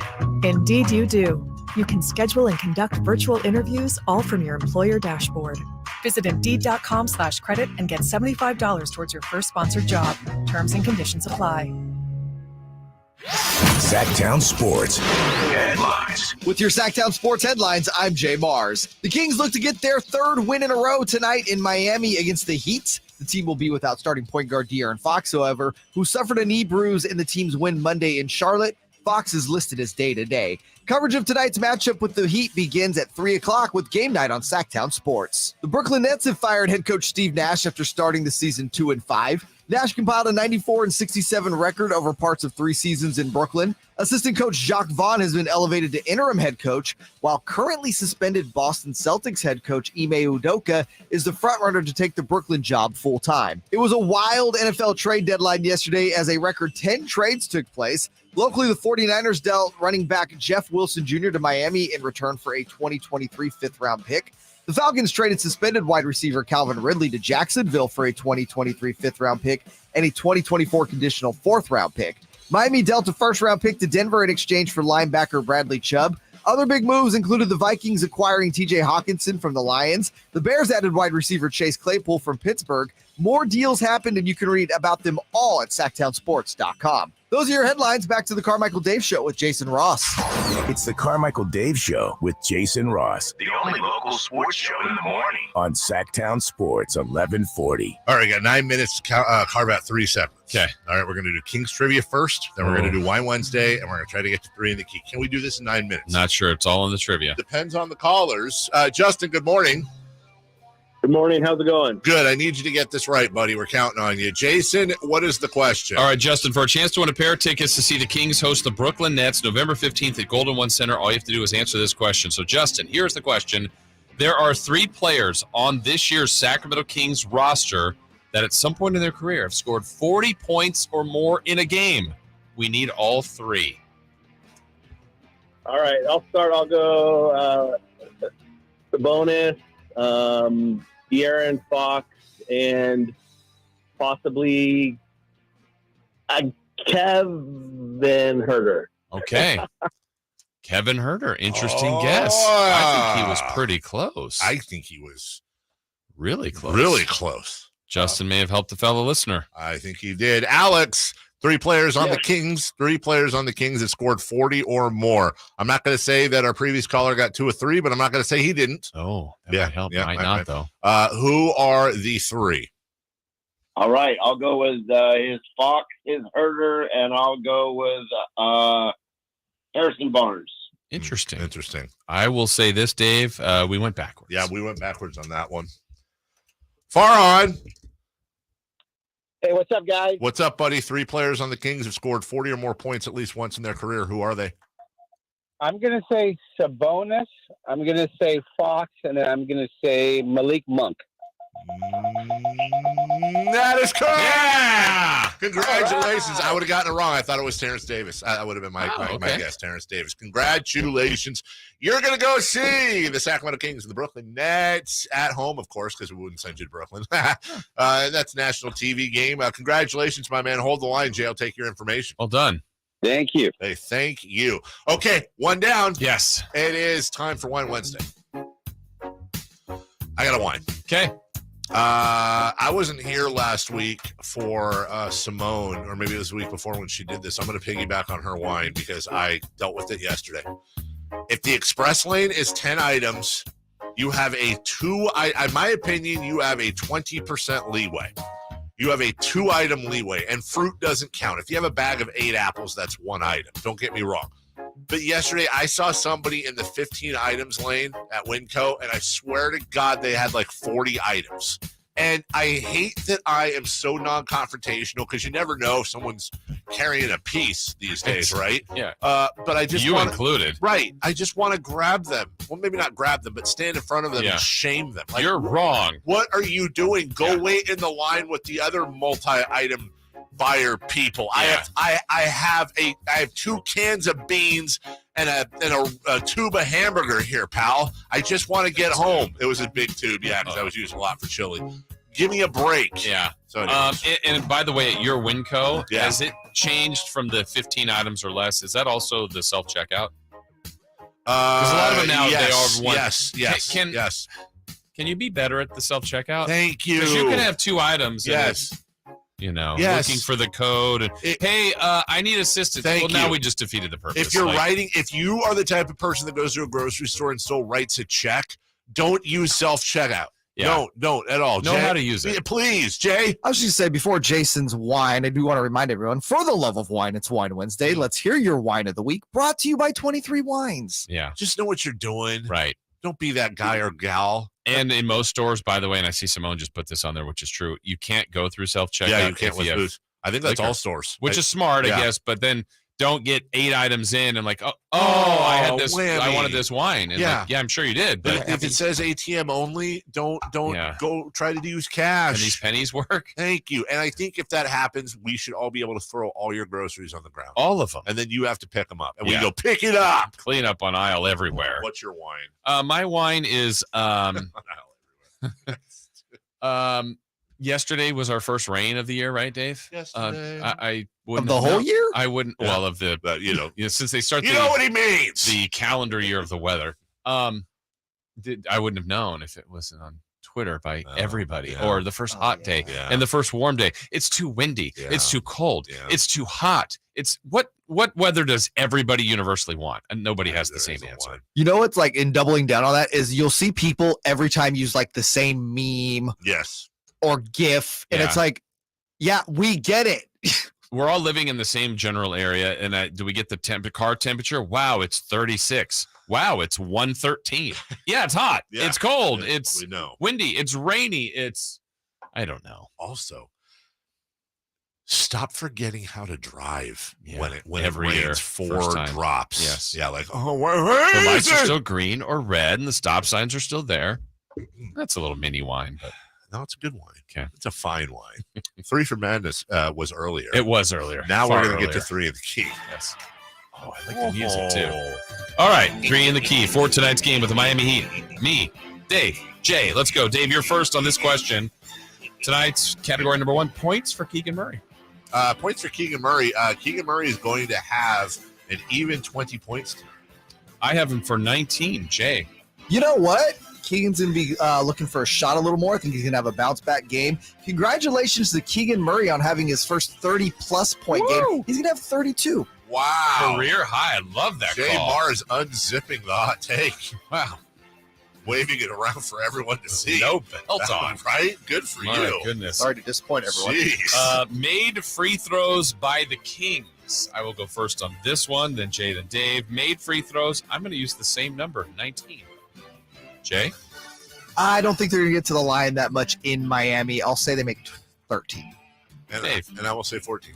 14. That was my number even before Jay picked his. So chill. Okay. Minutes for Davion Mitchell. Jay Mars. Davion tonight will play 38 minutes. Wow. Dave? I'm going to say 33. Okay. And I have him at 27. Wow. I have a bonus one, though. Just a special one that just came bonus. in. A Sabonis one. Quarter in which Mike Brown challenges a call. I'm going to, you know what? I hate to, I don't want to overthink it. I hate to do the easy, obvious thing. I'm going to say the first. Actually, he's going to challenge a call in pregame. The pregame warm-ups, he's going to make a challenge. I don't like this. Yeah. I'm going to have the second. Okay. You know what? I'll be Mr. Contrarian. He's going to hold out tonight and wait till the fourth quarter. Wow. They're going to say no challenge. I was Okay. going to say, he's challenging. That's a thing. Is that an acceptable answer, by the way? No challenge? Yeah. Okay. There we go. There's your 3 in the key. We did it. We did it. Wait. I'm proud of ourselves. We still have like 50 seconds. We can add another segment. You know, feels good. It does feel It good. feels good. We got through 3 big each one of those could have been an entire segment. Yeah, it could have derailed us, but we got the trivia answered. Yeah. Got our wines in. 3 in the key. And 3 in the key with a bonus. We even got a bonus 3 in the key, Yeah. Jason. You know, it's kind I'm of proud like of ourselves. when you were a kid, you got all your homework for the weekend done on Friday night for once. Yeah. You just had the whole weekend ahead of you. I was always waiting until the end. No, so was I. Yeah. But I think maybe once or twice I just got a hair up my ear and when I know. And did all my homework. I get time for so many activities. I could do arts and crafts. Yeah. I made a bunk bed. Nice. Didn't work out for my sister though. Smash. Yeah, it smashed down. No power to it. Smash. Smash. Now we have to go. I was just having a fun time kind of relaxing from that segment. Yeah. All right, we'll take a break. Get your work done early. When we come back, we'll have birthdays of celebrities, and we will have some news and perhaps a note. Oh, don't forget what's hot, and hold on, what's not. That's the best part of it, and but apparently what's not for me. We'll do that next. Your home for the most comprehensive 49ers coverage. Debo, Bosa, to our very own Armstead. The 49ers Authority, Sactown Sports. Sactown Sports. Your local sports leader. In the race for state senate from Sacramento, there's only one candidate with a history of focusing on local issues like crime, high costs, and homelessness, Angelique Ashby. There's only one candidate with a proven record of independence and working across the aisle to find common sense solutions. That's also Angelique Ashby. There's only one person endorsed by firefighters and police because of her proven track record fighting for public safety. And once again, that's Angelique Ashby. And there's only one candidate who's a community activist and who's not indebted to the insiders and special interests. Yep, Angelique Ashby. She's the only one who stands up and stands out. The one who's different from the career politicians just looking for the next office to run for. Angelique Ashby. She's the only one with the courage to fight for us. Ad paid for by Californians to protect local jobs and communities. Sponsored by Hawaiian Gardens Casino. Committee major funding from Hawaiian Gardens Casino. Not authorized by a candidate or a committee controlled by a candidate. Life is full of choices. When buying a car, there's only one choice. Northern California's #1 Honda dealer, Stockton Honda. Choose from our great selection and get top dollar for your trade. Pre-order today in person, online, over the phone, with no contract and no deposit necessary. Then simply pick it up when it arrives. Anytime, anywhere, it's all here. StocktonHonda.com. Golf to Go is brought to you by the Hagen Oaks Golf Super Shop. Here's Frank LaRosa. Golf Digest Guy Yoakum compiled 10 things we learned from Arnold Palmer on and off the course. First, invent a system and own it. Arnie described it as a whole way of playing. 2, always dress the part. He said the neatly appointed golfer gives the impression that the course and people are special. 3, remember the kids. Arnie always signed for them, and much of his foundation is devoted to kids. 4, walk and walk some more. 5, a good grip comes first. Arnold was given the grip at age 3 by his dad, who said, don't ever change it. 6, hit the ball hard. 7, it's all about the driver. When I drove the ball well, he said, I was usually tough to beat because my game flowed off that. 8, accept the mysteries of the game. Sometimes you lose your game, he said, and there isn't much you can do about it. 9, imitate your heroes. Byron Nelson was Arnie's role model, and all these years later, Palmer has been an inspiration to many. 10, get it to the hole, he said. If you do that, you'll at least give it a chance to go in, which, if I'm not mistaken, is the object of the game. Arnold Palmer is sorely missed. That's your Golf to Go. I'm Frank LaRosa. The new Fords have arrived at Folsom Lake Ford. I know you've been waiting for a new F-150 or maybe an Explorer or Expedition. Guess what? Folsom Lake Ford has them. Your truck headquarters for over 30 years right here in Sacramento is all stocked up with new Fords and used vehicles. Save with low interest financing on your favorite new models and zero down deals available on all new and used vehicles with approved credit. Get top dollar for your trade, making your monthly payment on your new Ford even lower. Folsom Lake Ford is the only dealership I recommend to my friends. A Triple Crown Award winner for sales, service, and finance. Highway 50 Folsom Exit, or browse fresh inventory online at folsomlakeford.com. It's updated almost daily. And if you can't find what you're looking for, give them a call. Tell them Doug Christie sent you. Folsom Lake Ford. What's hot and what's not. Brought to you by American Energy Heat and Air, making the uncomfortable comfortable. Head to AmericanEnergyAir.com to find out more. What's hot? Hot. Real hot. And what's not? It's not good. Brought to you by American Energy Air and Solar, Sacramento's complete heating and cooling company and second opinion partner. Oh, who is hot? Oh. I'm telling you right now, this is going to get completely taken out of context. Reese Hoskins' wife. What? Yeah. Well, that's not nice. We need clarity here. So last night, not only was she rocking like super cool red and gold Jordan 1s, she bought an entire case of beer for Phillies fans at the game last night. Nice. Wait, so she bought a case of beer for Phillies fans last night. It's the pictures up on Twitter. How many, 24 of them? Yeah, dude, she was just at the kiosk or whatever where you get your stuff. There's a bunch of Philly fans, and she was into the game, and they were nice to her. She just bought them all brewskis. Wow. Good for her. I thought it was Represent. cool. Sac State represents. Yes. Stingers up, even though she's probably not from here. But How do you Stingers know? up. I don't know. I'm just guessing. Who's not? Who isn't? Rudy Gobert last night. Go, Bear. Timberwolves loss. He had 7 points on 0 of 1 from the field. That's the most points, however, without a bucket by any player this season. So, wow. What did he foul out? I don't have that I was stat. watching the end of the game last night, and there was no Rudy Gobert, and I just assumed, boy, Phoenix was good.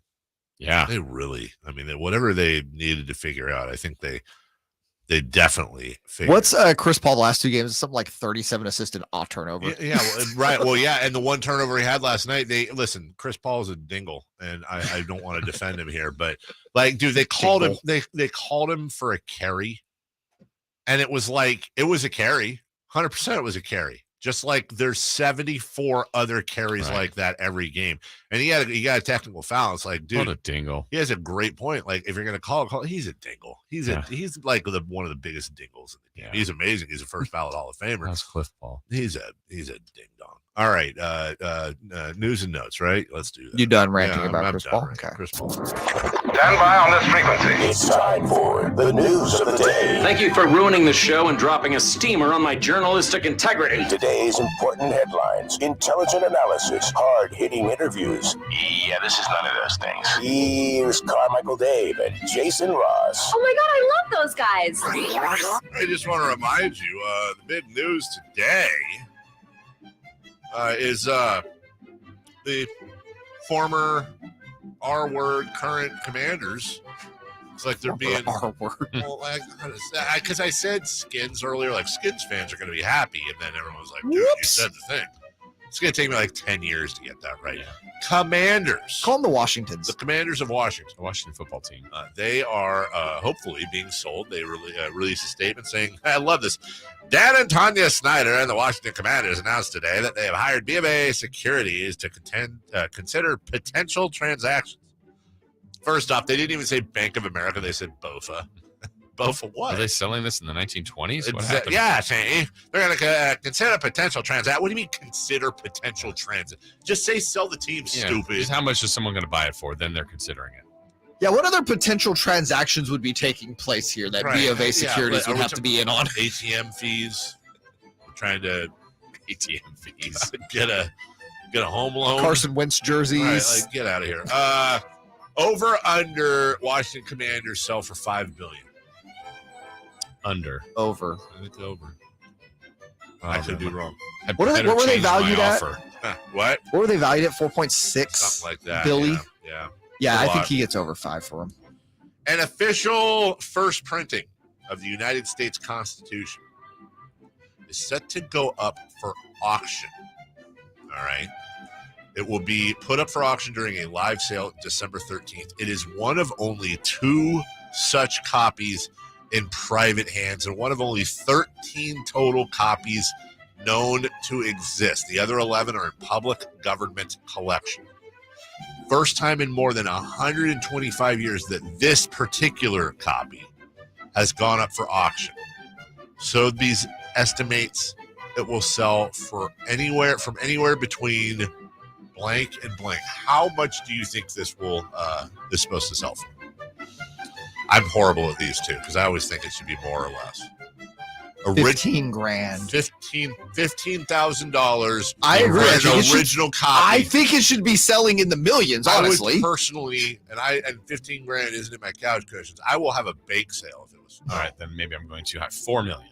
$4 million for one of the 13 known copies of the original United States Constitution. Ladies and gentlemen, and I think this is actually low, is expected to bring in between 20 and 30 million. Close.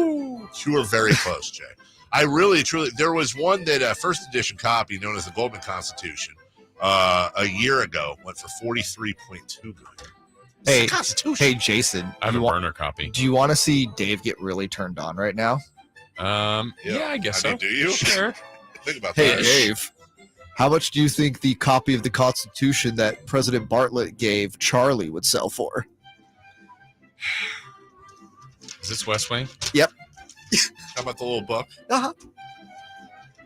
I wouldn't mind buying it. See, here he goes. He's thinking about it. I thought you were going to go with the knife that was from Paul Revere. Yeah, totally was where I was going. I think it would go for $15,000. Today is National Ohio Day. When Ohio gets their own day? For what? Hey, we're in Ohio.